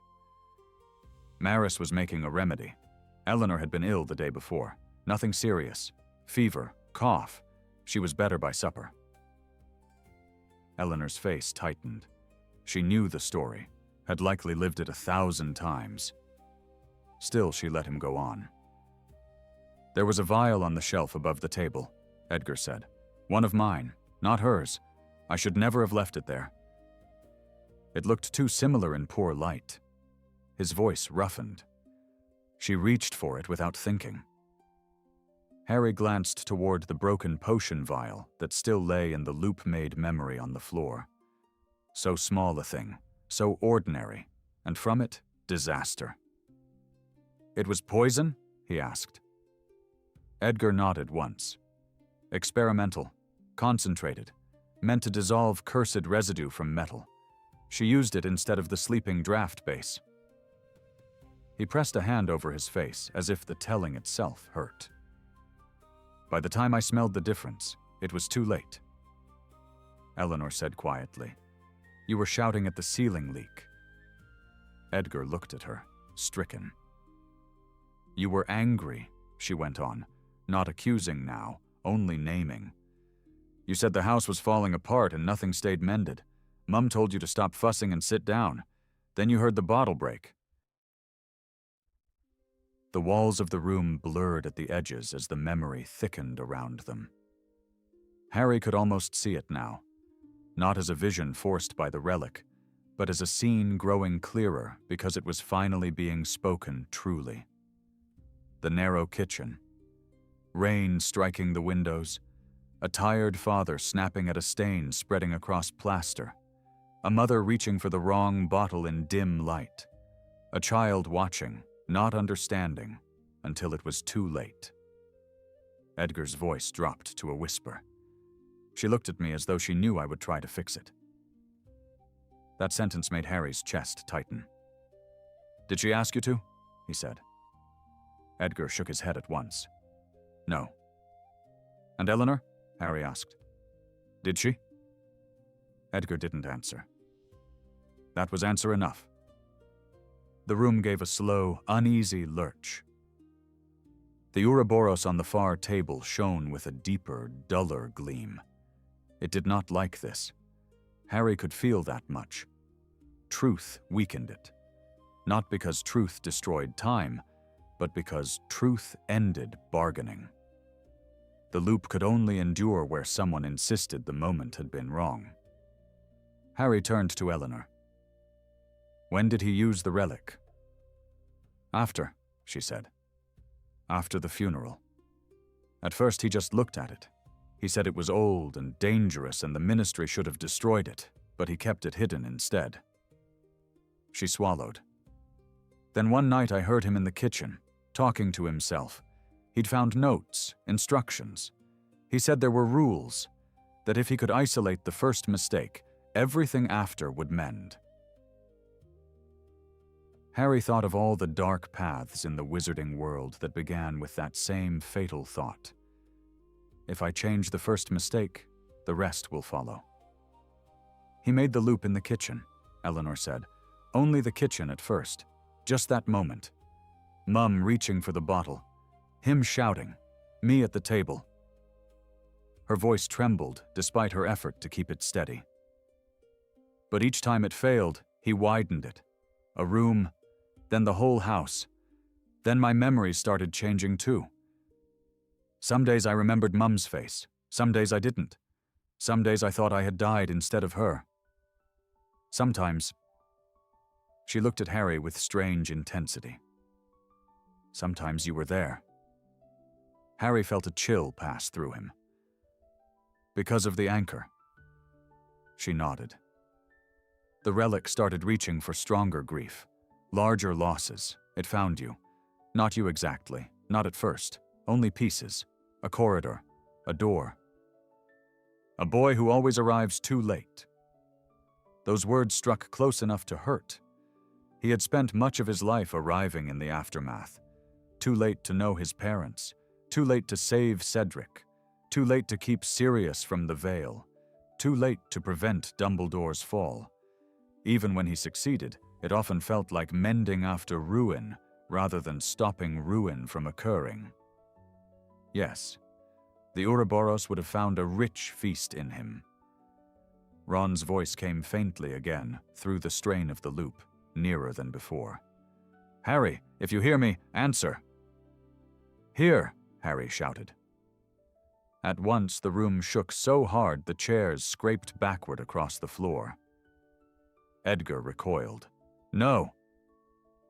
A crack raced up one wall like lightning frozen in stone. Through it, Harry glimpsed not brick or darkness, but another corridor entirely. Hogwarts again, and beyond it a flash of red hair. Ron, distant and distorted, hammering at something with the hilt of his wand.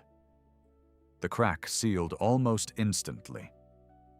But it proved one thing. The loop was thinning. Hermione and Ron were close. Edgar saw it too. Panic flooded his face. "No, no, if they break in, it will reset wrong. I'll lose the sequence." "You need to lose it," Harry said. Edgar backed toward the table where the Ouroboros waited. "You don't understand.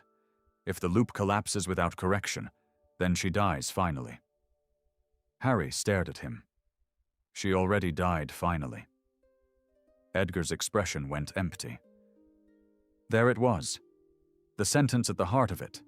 The one he could not bear. Eleanor stepped forward until she was standing almost beside Harry. "Dad," she said softly, "Mum died. You didn't." Edgar looked at her as though seeing her for the first time.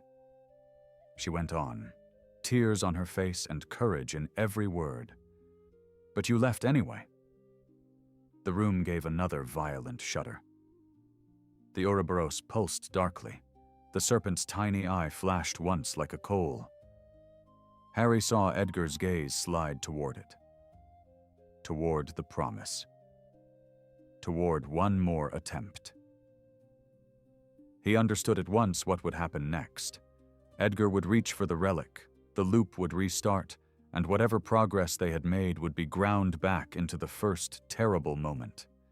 Harry would be thrown into some new variation. Hermione's drift would worsen. Ron might be severed from them entirely. No more. Harry raised his wand fully again. Expelliarmus! The spell hit Edgar square in the chest. It did not throw him across the room as it might have in ordinary circumstances. Here, in the loop, everything resisted change. But it was enough. Edgar stumbled back from the table, his hand missing the Ouroboros by inches. At once the relic screamed. Not with a voice, but with every surface in the room at once. The windows shrieking with rain, the crockery rattling, the walls groaning as though pressure mounted behind them. Harry nearly lost his footing. Then, through the din, another voice cut clear and bright. Harry! Hermione. A line of brilliant blue light ripped across the far wall, carved straight through memory and false stone alike. It widened into a jagged seam. Beyond it, Harry saw her, wand blazing, Ron beside her with the silver tether wound around one forearm, like a lifeline hauled from the sea. "Move away from the relic!" Hermione shouted. Harry grabbed Eleanor's hand and pulled her back. Edgar, however, did the opposite. With a broken cry, he lunged for the table. His fingers closed around the Ouroboros. The world split open. Every version of the room appeared at once. Maris on the floor. Maris rising. Maris dying again. Eleanor as a child. Eleanor older. Eleanor erased from every photograph on the mantel.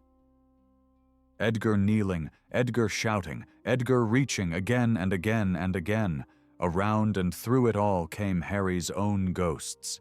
Cedric falling in the graveyard, Sirius through the veil, Dumbledore on the tower, his mother in the green flash, his father turning. The relic had found its richest harvest and was devouring all of it. Harry almost dropped to his knees under the weight of it. Almost. Then Eleanor screamed. Not in fear, in refusal. And that changed everything. Because her scream did not echo. It rang straight through the false moments, slicing them apart. For the first time since Harry had entered the loop, the child Eleanor and the Eleanor beside him seemed perfectly aligned. One soul, one memory, one grief, no longer split for the relic to feed upon. "Let her go!" she cried. Edgar froze. The Ouroboros blazed dark silver in his hand. The room whirled around them like water in a drain. Harry knew then that the next few seconds would decide all of it. Either Edgar would choose the loop again, or he would let the moment break and lose Maris forever, not in memory, but in denial. There was no spell for that choice. No incantation. Only truth, and whether a man could bear it. Harry met his eyes across the collapsing room. "Your wife is not in that relic," he said. "Only the moment you lost her." Edgar's face crumpled. "Put it down." For an instant, Harry thought he might. Then the Ouroboros showed its final cruelty. Maris appeared beside the table. Whole. Breathing. Beautiful in the simple, tired way ordinary living people are beautiful. Hair undone from the rain, sleeves rolled, eyes soft with recognition. "Edgar," she said. Even Harry felt the blow of it. Edgar made a sound that was not quite a sob. Maris held out a hand. Behind Harry, Hermione shouted something, perhaps a warning, perhaps his name. but he scarcely heard it. The room had gone silent again, all its violence gathered inward around the table. "Come back," Maris said. Harry could not tell whether the voice was hers or the relic's. Perhaps by then there was no difference. Edgar took one step toward her. Then Eleanor spoke. "Mum would have chosen me." Maris vanished. Not dramatically. Simply gone, like a lie once named. Edgar stopped. His face emptied of everything except grief. And Harry, watching him, knew the true battle had at last been reached, not to defeat dark magic, not to outcast an ancient relic, but to force open the clenched hand of a father who had chosen the dead over the living because pain made the dead easier to love. The room convulsed. The tether around Harry's wrist burned hot. Hermione's voice rang through the fracture once more, urgent now, desperate. "Harry, the drift is almost gone. Whatever you do it now." And Edgar Vale, standing at the center of the breaking loop with the serpent ring in his grasp, began at last to weep. Edgar's weeping was not loud. It did not shake the room or echo against the cracking walls. It was quiet. Human. And that was what made it stronger than the storm unraveling around them. Harry stood very still. He understood now that this was the true center of the loop. Not the kitchen, not the vial, not even the moment of death. This. The refusal. The moment a man chose between grief and truth. The Ouroboros trembled in Edgar's hand. Its endless curve flickered, the serpent's form stuttering between states. Whole, broken, whole again. It was losing its hold. But not yet. Not completely. Eleanor stepped forward slowly. The collapsing room seemed to hesitate around her, as if even the loop could not quite decide whether to resist or listen. "Dad," she said. Edgar didn't look at her. His eyes were fixed on the empty space where Maris had stood only seconds before. "I saw her," he whispered. "I had her." "No," Eleanor said gently. "You had the moment she died." The words struck deeper than anger ever could. Edgar's grip tightened around the relic. The Ouroboros pulsed sharply in response. The loop surged for an instant. Everything snapped back. The room reset. The kitchen. The rain. The broken vial. Harry staggered, the world slamming into place around him again. No. It wasn't over. The loop was trying to rebuild. Trying to start again. Harry forced himself forward, pushing against the pull of repetition. "Eleanor," he called. She turned. Still there. Still aware. Still resisting. That was the difference. The loop could rebuild the moment. But not her choice. Not anymore. Edgar stood at the center of it all, caught between versions of himself. One reaching for the relic. One dropping it. One screaming. One silent. Fragments. Possibilities. All collapsing inward. "You don't understand," he said again, but now his voice was breaking. "If I let this go, if I stop, then she's gone. Completely. Forever." Harry stopped in front of him. Close now. Close enough to see every crack in his expression. "She already is," Harry said. Edgar flinched. Harry didn't soften the truth. "Keeping this loop alive doesn't save her," he continued. "It traps her death, over and over again. It traps you in it." The Ouroboros pulsed again. Weaker this time. Edgar's hands shook. "I can't," he whispered. "I can't just accept that." Harry nodded once. I know. And he did. More than he wanted to admit. The room flickered.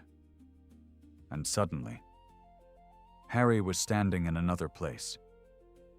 A graveyard. Cedric lying still on the ground. The cold voice. Kill the spare. Harry's chest tightened. The pull was immediate. Overwhelming. The chance. Just one chance. To stop it. To change it. To save him. The Ouroboros had shifted its target. It wasn't just feeding on Edgar anymore. It was turning fully toward Harry. Using him.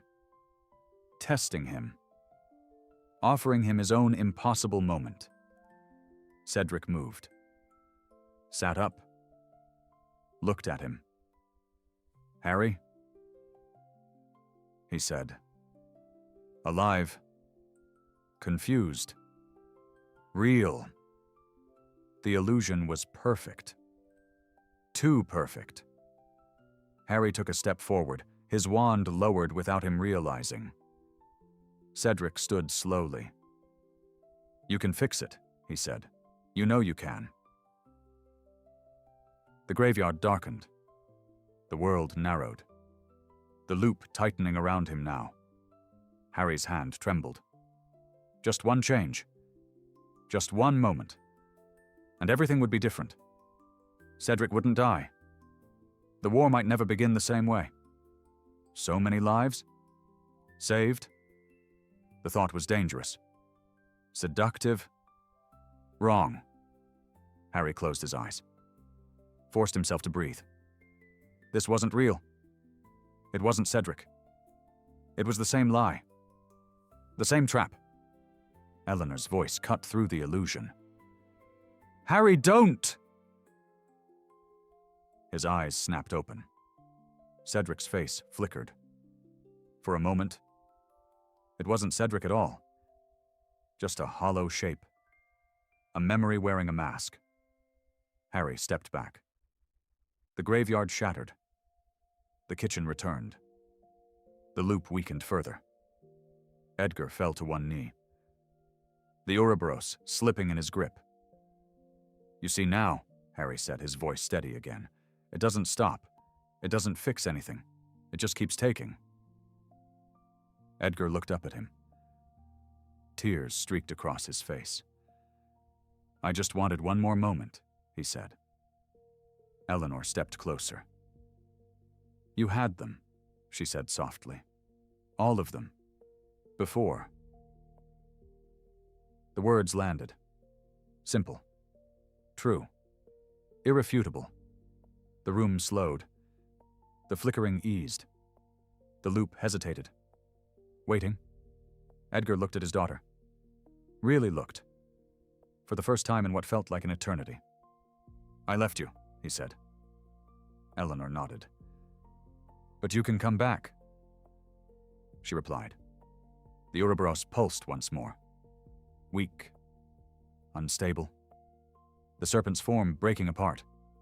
Edgar looked down at it. At the endless loop. At the promise it had given him. At the prison it had become. His hand trembled.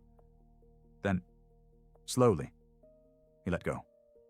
The ring fell. The moment it touched the ground, everything stopped. Complete silence. No flicker. No distortion. No loop. Just stillness. Then, the Ouroboros cracked. A thin line split across its surface. Then another. The serpent's form fractured, collapsing inward, breaking itself. The loop was ending. The room dissolved around them.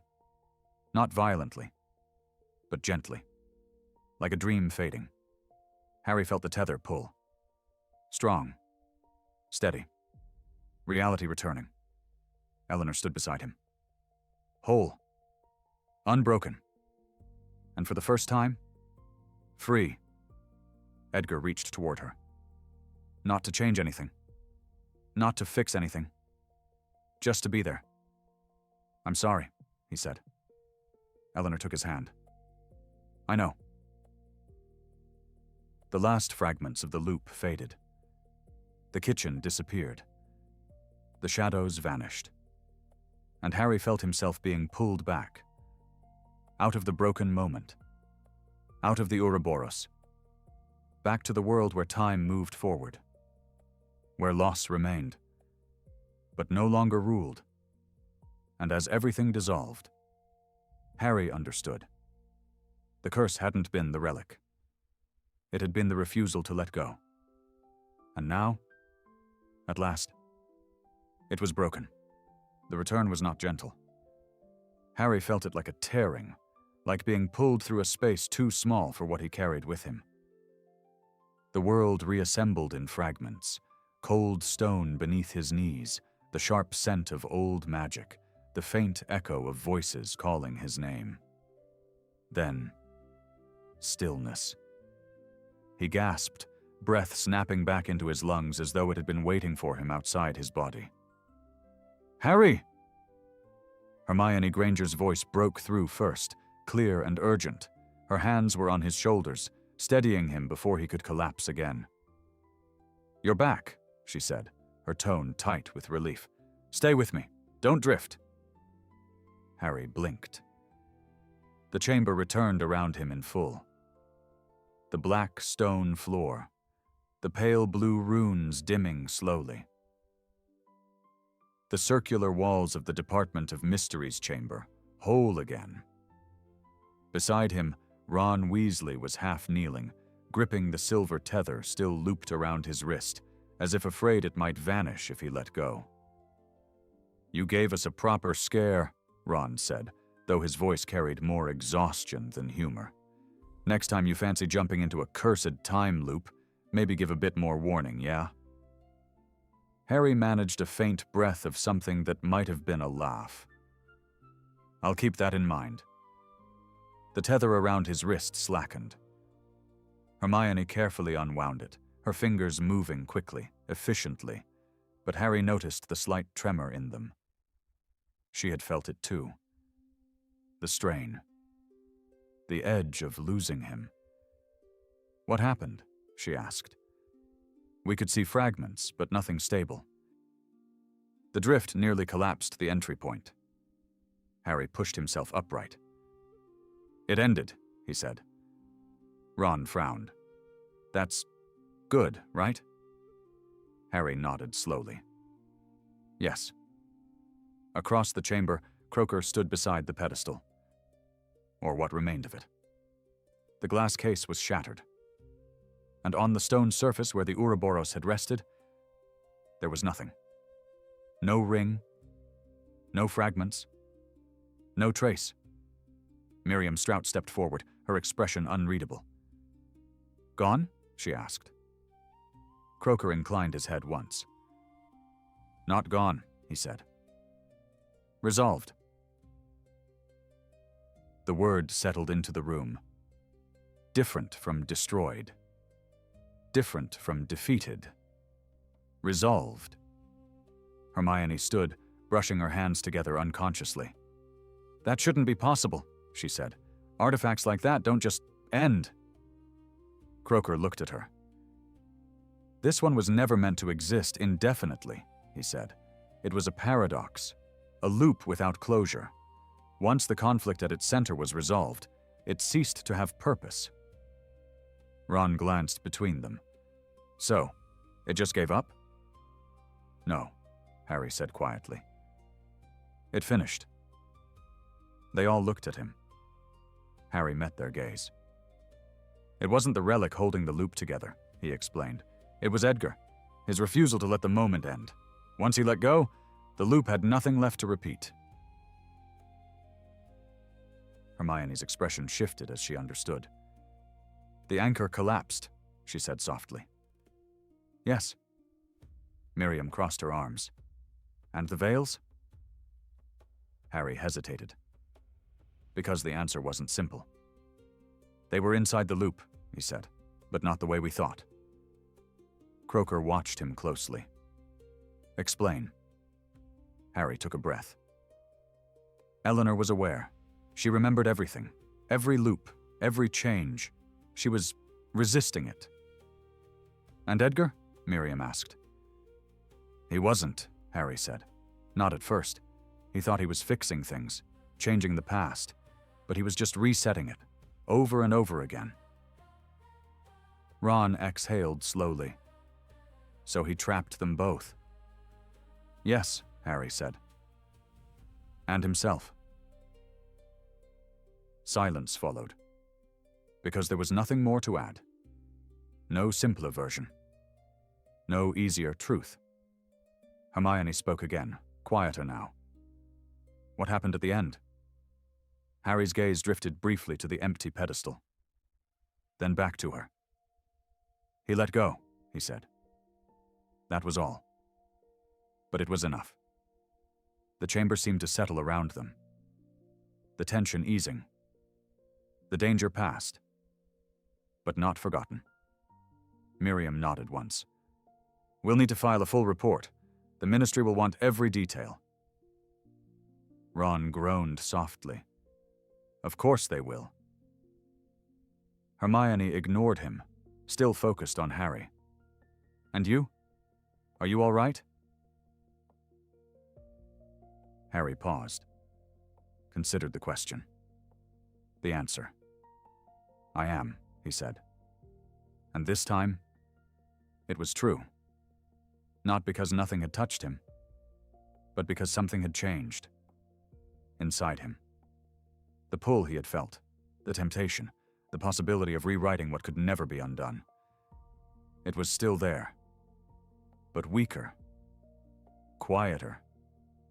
He had seen it for what it was, and chosen not to follow it.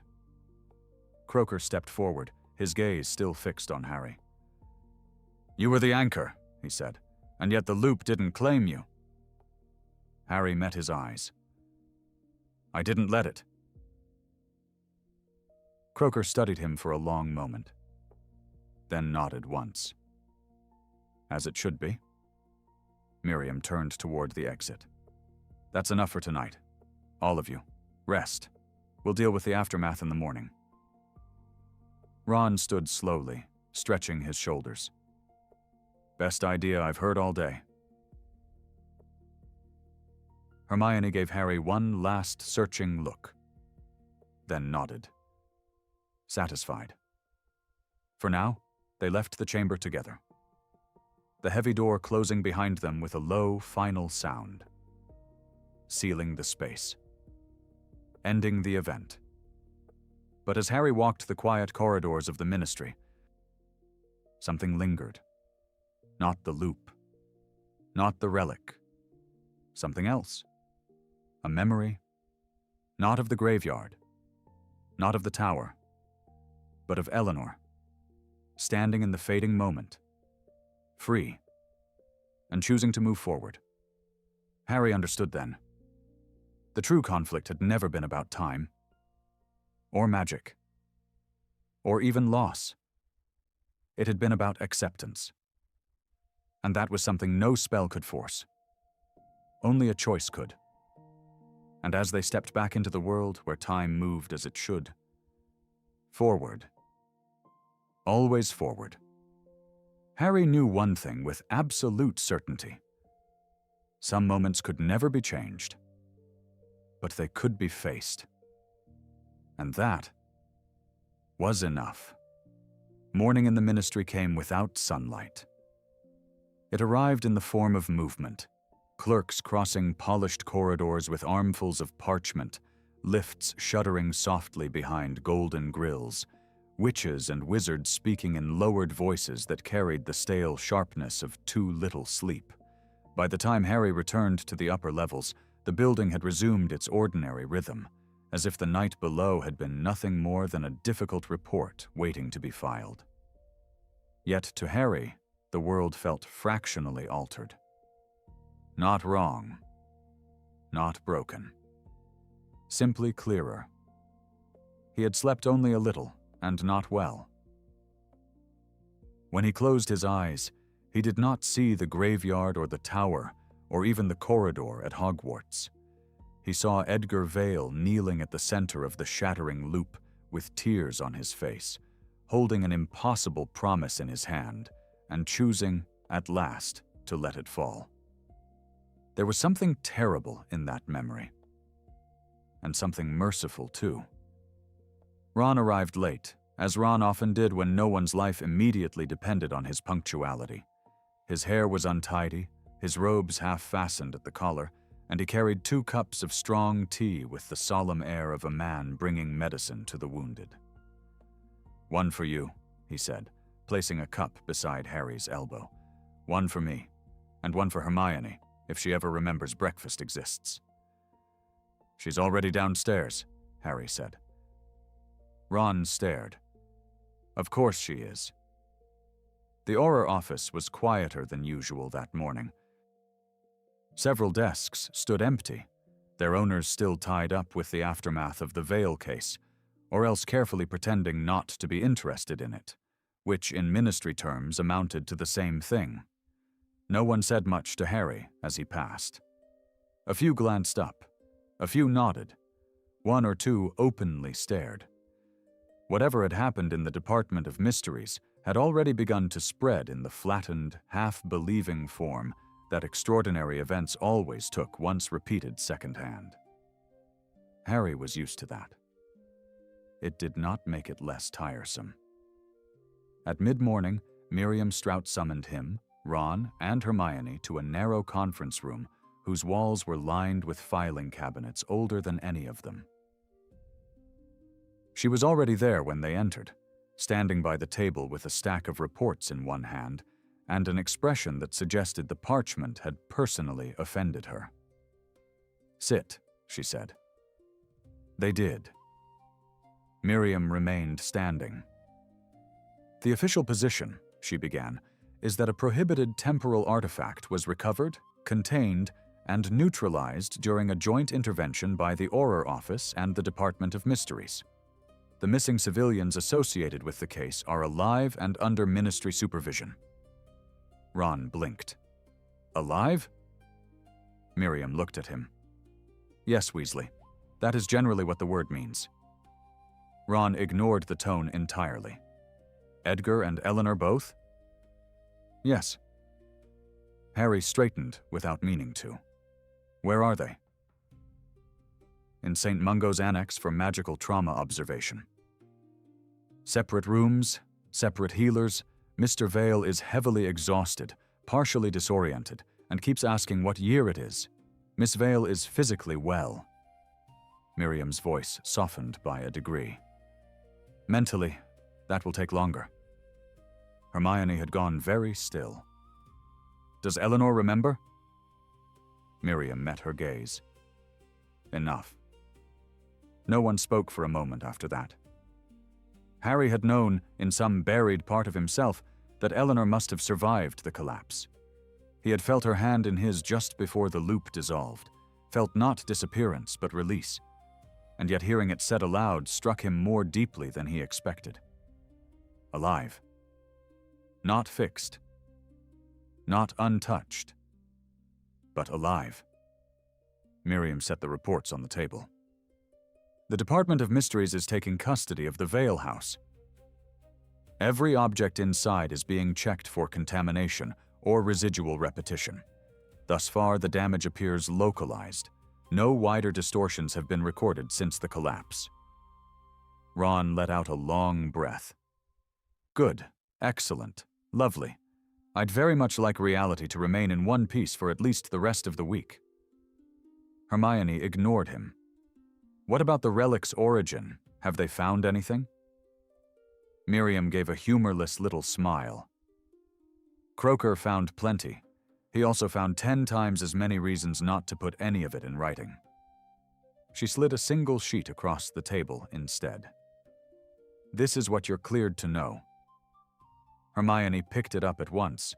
Her eyes moved quickly down the page. "Well?" said Ron. She frowned.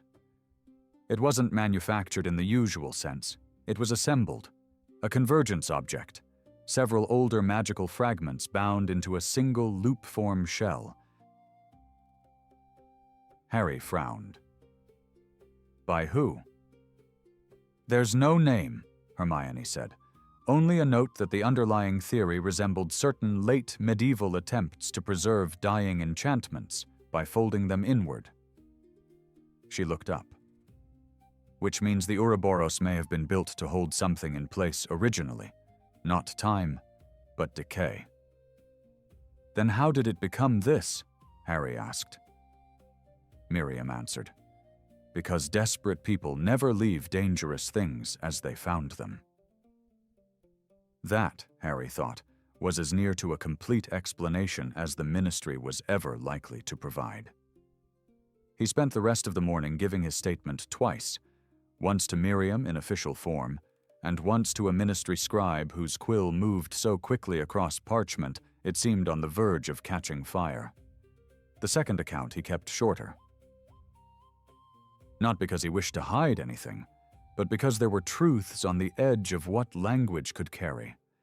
How was one to describe the precise weight of being offered the dead, or the sound a room made when time itself admitted defeat? At noon, after the statements were done and the tea had gone cold, Harry found himself standing alone in a corridor outside the lifts, staring at his reflection in a brass panel. He looked tired. Older than he had a week ago. Not by years, by understanding. Hermione found him there. I thought you'd gone home, she said. Not yet. She came to stand beside him, close enough that their reflections shared the same narrow space in the metal. For a little while, neither of them spoke. That silence was old between them. Not empty, never awkward, but shaped by years of having survived things together that made ordinary conversation seem almost decorative. At last, Hermione said, "You haven't asked the question you most want answered." Harry looked at her. Which one is that? Whether the relic could really have changed anything. Harry said nothing. Because she was right. He had not voiced it, not in the chamber, not afterward. Yet the question remained, small and cold and unwelcome as a stone in the shoe. Could it? Hermione folded her arms. I don't know, she said quietly. Not fully, but I know this. Anything that demands repeated distortion on that scale doesn't restore reality. It replaces it. Harry turned that over in his mind. Replaces it. Not rescue. Substitution. A life drawn over a wound and called healing. He nodded once. That's what it felt like. Hermione glanced at him. Cedric? Harry gave a short, surprised breath. Was it obvious? To me, she said. He looked away again at the brass reflection, though now it seemed thinner, less convincing than the memory it had stirred. It showed me the graveyard, he said. For a moment I thought... He did not finish. You wanted him back. Harry let out the breath he had been holding. Yes. Hermione's voice softened. Wanting that isn't the same as choosing it. He looked at her then. There was no judgment in her face. Only the grave kindness of someone who knew grief could tempt even the best of people into folly if it wore the right mask. Thank you, he said. She shrugged lightly, though her eyes remained serious. I'm not being noble, I'm being accurate. That made him smile, faintly but truly. Before he could answer, a junior healer in lime robes appeared at the far end of the corridor, clearly searching for someone and trying not to look intimidated by the ministry itself. When she saw Harry, relief crossed her face. Mr. Potter? Harry straightened at once. Yes? I've come from the annex, she said. Miss Vale is awake. She asked for you. Something tightened in his chest. Not fear, exactly, but the abrupt return of unfinished things. Hermione looked from the healer to Harry. Do you want me to come? He considered it, then shook his head. No, I think she wants to speak plainly. Hermione understood at once. All right. The walk to the annex was not long, but Harry felt each corridor distinctly underfoot. The ministry gave way to the cleaner, quieter passageways reserved for healers and observation wards, rooms meant for recovery after magical accidents, possession cases, curse exposure, and the many less speakable injuries the wizarding world preferred to keep out of public sight. The healer led him to a small room with a single bed and a high window charmed to show a pale autumn sky, though outside it was still spring. Eleanor sat propped against the pillows, a blanket drawn over her knees. She looked younger than he remembered from the loop, and older too. Such things happened, Harry had found, when a person had been asked to carry too much. Her dark hair lay loose around her shoulders. There was no fear in her face now, only weariness and watchfulness. When the healer withdrew, Eleanor studied Harry for a moment before saying, "You look more real here." He could not help it. He smiled. That's usually a good sign. Something like answering amusement touched her mouth and faded. For a little while the room remained quiet. Harry did not rush her. He had learned long ago that people fresh from trauma often spoke best when not cornered by kindness. At last, Eleanor said, "He remembers me." Harry nodded. Yes. She looked down at her hands. I wasn't sure he would. He does. She breathed in slowly, then out again. Good. There was such aching simplicity in that word that Harry felt it reach him more sharply than tears would have. He asked about you first, Harry said. That was not entirely true. Edgar had asked what year it was first. But afterward, yes. He had asked whether Eleanor was alive. Sometimes truth was better served by shape than by sequence. Eleanor absorbed this in silence. Then she looked up. Was it always like that for you? Harry did not pretend not to understand. You mean afterward? She nodded.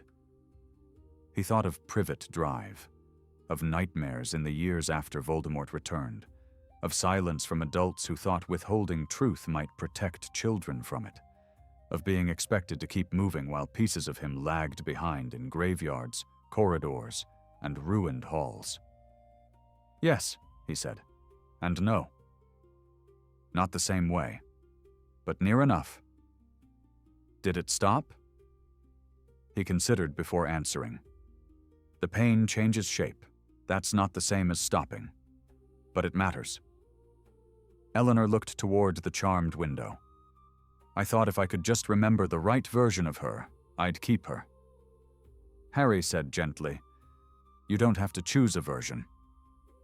She frowned slightly. So he went on. The loop made everything compete. One moment against another, one memory against the next. But real memory isn't tidy like that. You'll remember good things and bad things, the last day and the ordinary days before it, the way she looked when she was tired, and the way she laughed, and what she smelled like after rain. None of that erases the rest. Eleanor's eyes filled then, though she did not cry. I'm afraid if I let myself remember properly, it'll hurt worse. It probably will, Harry said. That surprised her. He added, But it'll be yours. She held his gaze for a long time after that. Then, very quietly, she said, Thank you for coming back. The words sent a soft chill through him, not from fear now, but from recognition. She had said something like that in the corridor that was no longer a prison, only an ending. I almost didn't, Harry admitted. Eleanor tilted her head. Because of the boy in the graveyard? Harry stared at her. You saw that? Not clearly, Just enough." She lowered her eyes again. "The loop showed all of us pieces of what it could use. I think that's why it liked you. You had so many doors." Harry had no answer to that. And perhaps none was needed. When he finally left the annex, the corridors of the ministry seemed less oppressive than before.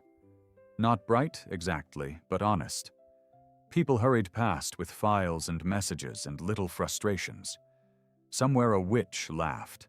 Somewhere else a door slammed and a voice complained about procurement forms. Time moved on in all the unimpressive ways it always did. That, too, was mercy. By evening, Harry stepped out of the visitor's entrance onto a London street washed silver by recent rain. The air smelled of stone and damp soot. The sky overhead was clearing in slow layers. He paused on the steps. For the first time since the Veil case had begun, he felt no pull behind his thoughts, no looping invitation. No sly whisper from the edge of memory asking whether one more attempt might set the world right. There was grief still. There would always be grief. But it was no longer opening like a door. It was simply there, part of the road already walked. Harry looked up at the darkening sky and thought, not of the dead returning, but of the living who remained. Ron's stubborn loyalty, Hermione's relentless mind, Ginny's fierce brightness, Eleanor in the annex, learning what freedom cost, even Edgar Vale, somewhere nearby, waking into a future he had tried so hard not to inhabit. A future, Harry thought, was sometimes only the name for the thing you reached when there was nowhere left to go but forward. And this time, at last, forward did not feel like failure. Days passed. Not quickly, not slowly, just as they were meant to. For the first time since the Ouroboros had been uncovered, time moved without resistance, no echoes, no repetitions, no hidden fractures beneath the surface of ordinary life. And yet for Harry, something lingered. Not the pull of the loop. Not the temptation. Something quieter. A question. It followed him through the corridors of the ministry, through late-night reports and early morning briefings, through conversations that began normally and ended with unspoken understanding. It stayed with him when he returned home, when the world grew still, when memory had space to breathe. Some moments could not be changed. He knew that now. But the thought remained. What if they could? It wasn't a desire anymore. Not quite. More like a shadow of one. He didn't speak of it.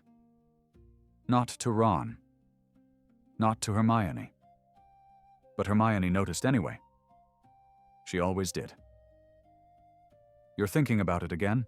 she said one evening as they walked out of the ministry together, the sky above them dimming into a soft gray blue. Harry didn't pretend otherwise. "Yes." Hermione didn't ask what. She already knew. "The difference," she said after a moment, "is that now you understand what it costs." Harry nodded. "That doesn't make it easier." "No," she agreed. "It just makes it clearer." They walked in silence for a while after that. The streets were quiet, the world settling into the calm rhythm of evening. Somewhere in the distance, a bell rang softly. A carriage passed, wheels whispering against wet stone. Normal. Unremarkable.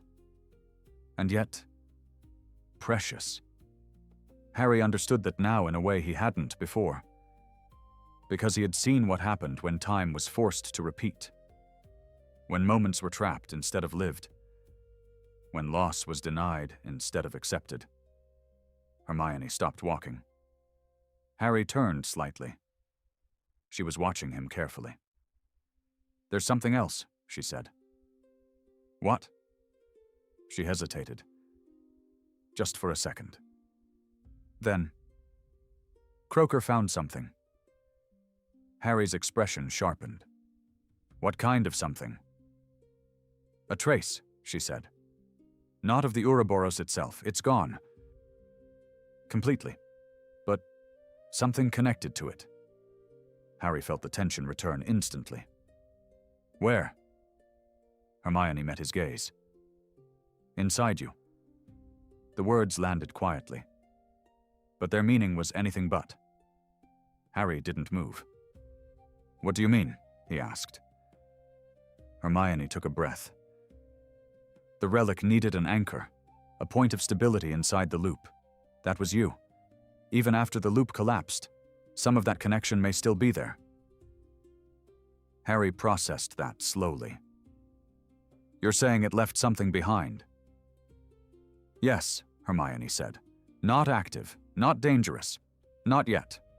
But Croaker believes it could respond under the right conditions. Harry looked away briefly. At the empty street. At the world continuing without hesitation. Another loop? He said. Hermione shook her head. No, not like that. The Ouroboros is gone. But the idea of it, the way it worked, the way it connected moments, that may not be entirely gone from you. Harry let out a slow breath. So what does that mean? Hermione didn't answer immediately. Because she didn't have a simple answer. Finally, she said, It means you might be able to see things others can't. Harry frowned slightly. Like what? Fractures, she said. Weak points, places where time isn't as stable as it should be. He considered that. It didn't feel like a gift. It didn't feel like power. It felt like responsibility. Again, Ron's voice broke through from behind them. Oi, are you two planning something serious without me again? They turned. Ron Weasley was jogging toward them, slightly out of breath, holding what looked like a paper bag in one hand. I leave for 5 minutes, he said, and suddenly you're both standing here looking like the world's about to end again. Harry managed a small smile. Not this time. Ron slowed, studying them both. Right, he said. I don't believe you, but I'm choosing not to ask. He handed the bag to Hermione. Food, he added. Because apparently neither of you remembers to eat when things get complicated. Hermione took it without protest. Thank you. Ron looked at Harry. You all right? Harry met his gaze. For a moment, he considered everything. The loop, the choice, the loss, the future. Then he nodded. I am. And this time, there was no hesitation. Ron seemed satisfied with that. Good, he said, because I'd really like a week where nothing tries to bend reality or eat our souls or whatever that thing was doing. Harry laughed quietly. Me too. They started walking again. 3 figures moving forward. Not looking back. Not trying to change what had already been. But something remained. Not fear. Not danger. Something else. As they reached the end of the street, Harry paused briefly. Just for a second. Because something caught his attention. A reflection. In the glass of a shop window. Nothing unusual at first glance. Just the 3 of them. Walking. But for a single, fleeting moment, the reflection shifted. Not fully. Not clearly. But enough. Harry saw it. A second version of the same scene. Offset? Delayed. Like a moment trying to repeat itself. And failing. He blinked. It was gone. The reflection returned to normal. Ron and Hermione continued walking. Unaware. Harry stood still for a moment longer, watching, listening, feeling. Then, he turned and followed them. Because whatever remained, whatever the Ouroboros had left behind, it wasn't something to fear. It was something to understand. And if there was one thing Harry had learned, it was that the past could not be changed. But the future was still unwritten. And this time, he would face it. Not as someone trying to fix what was lost, but as someone ready to move forward, no matter what came next. The week that followed did not bring catastrophe. No fractures split open the streets of London. No objects repeated themselves into madness. No whispers called from hidden corners of time. And yet, Harry remained aware. Not constantly. Not overwhelmingly. But enough. It came in small moments. A flicker in a reflection that lingered a fraction too long. A sound that echoed once when it shouldn't have echoed at all. A sense, brief, almost imperceptible, that something had nearly happened. And then hadn't. Each time it passed quickly. Each time the world settled back into itself. But Harry noticed. Because now, he knew what to look for. It was late evening when it happened again. Not in the ministry. Not in some hidden chamber filled with ancient magic. But in the simplest place of all. Home. The fire burned low in the hearth, casting soft light across the room. The air was warm, quiet, untouched by anything unnatural. Outside, rain tapped gently against the windows, steady and calm. Harry stood by the table, a cup of tea in his hand. Ginny sat nearby, reading. The moment was ordinary.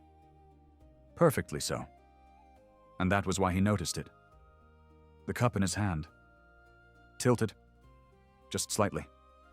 The tea inside shifted. And for a fraction of a second. It didn't follow the motion. It lagged. A delay. Barely visible. Barely real. But there. Harry froze. The world didn't change. Didn't crack. Didn't loop. It simply corrected itself. The tea settled. Normally.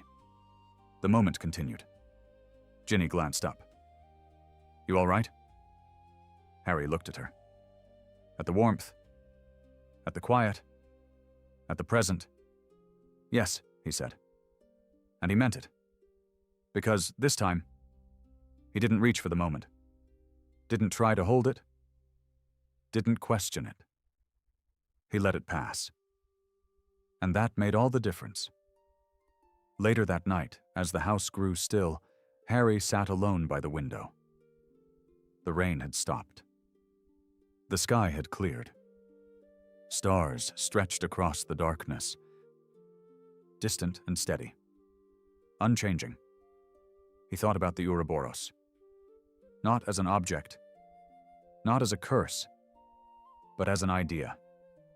The endless loop. The refusal to let go. The belief that one more attempt could fix everything. He understood it now. Not as something evil, but as something human. Deeply so. The desire to undo pain. To rewrite loss. To choose a different ending. Everyone felt it. At some point. In some way. But not everyone acted on it. That was the difference. That was the choice. Harry leaned back slightly, closing his eyes for a moment. Memories came. Not forced. Not twisted. Just as they were. Cedric. Sirius. Dumbledore. Fred. Faces and voices. Moments that could never be changed. Moments that had shaped him. He didn't push them away. Didn't try to hold on to them either. He let them exist. And then he let them go. Not forgotten. Never that. But accepted. Complete. When he opened his eyes again, the world felt steady, whole, as it should be. A soft sound came from behind him. "Ginny." "You're thinking again," she said. Harry smiled slightly. "Yeah." She stepped closer, resting a hand on his shoulder. "About something bad?" He considered the question, then shook his head. "No." "Something difficult?" "Maybe." Ginny tilted her head, studying him. "But not something you're afraid of?" Harry met her gaze. "No." And that was true. For the first time, the unknown didn't feel like a threat. It felt like possibility. Ginny nodded, satisfied. "Good," she said. She didn't ask more. She didn't need to. Some things didn't require explanation. They simply were. Harry looked out at the sky again.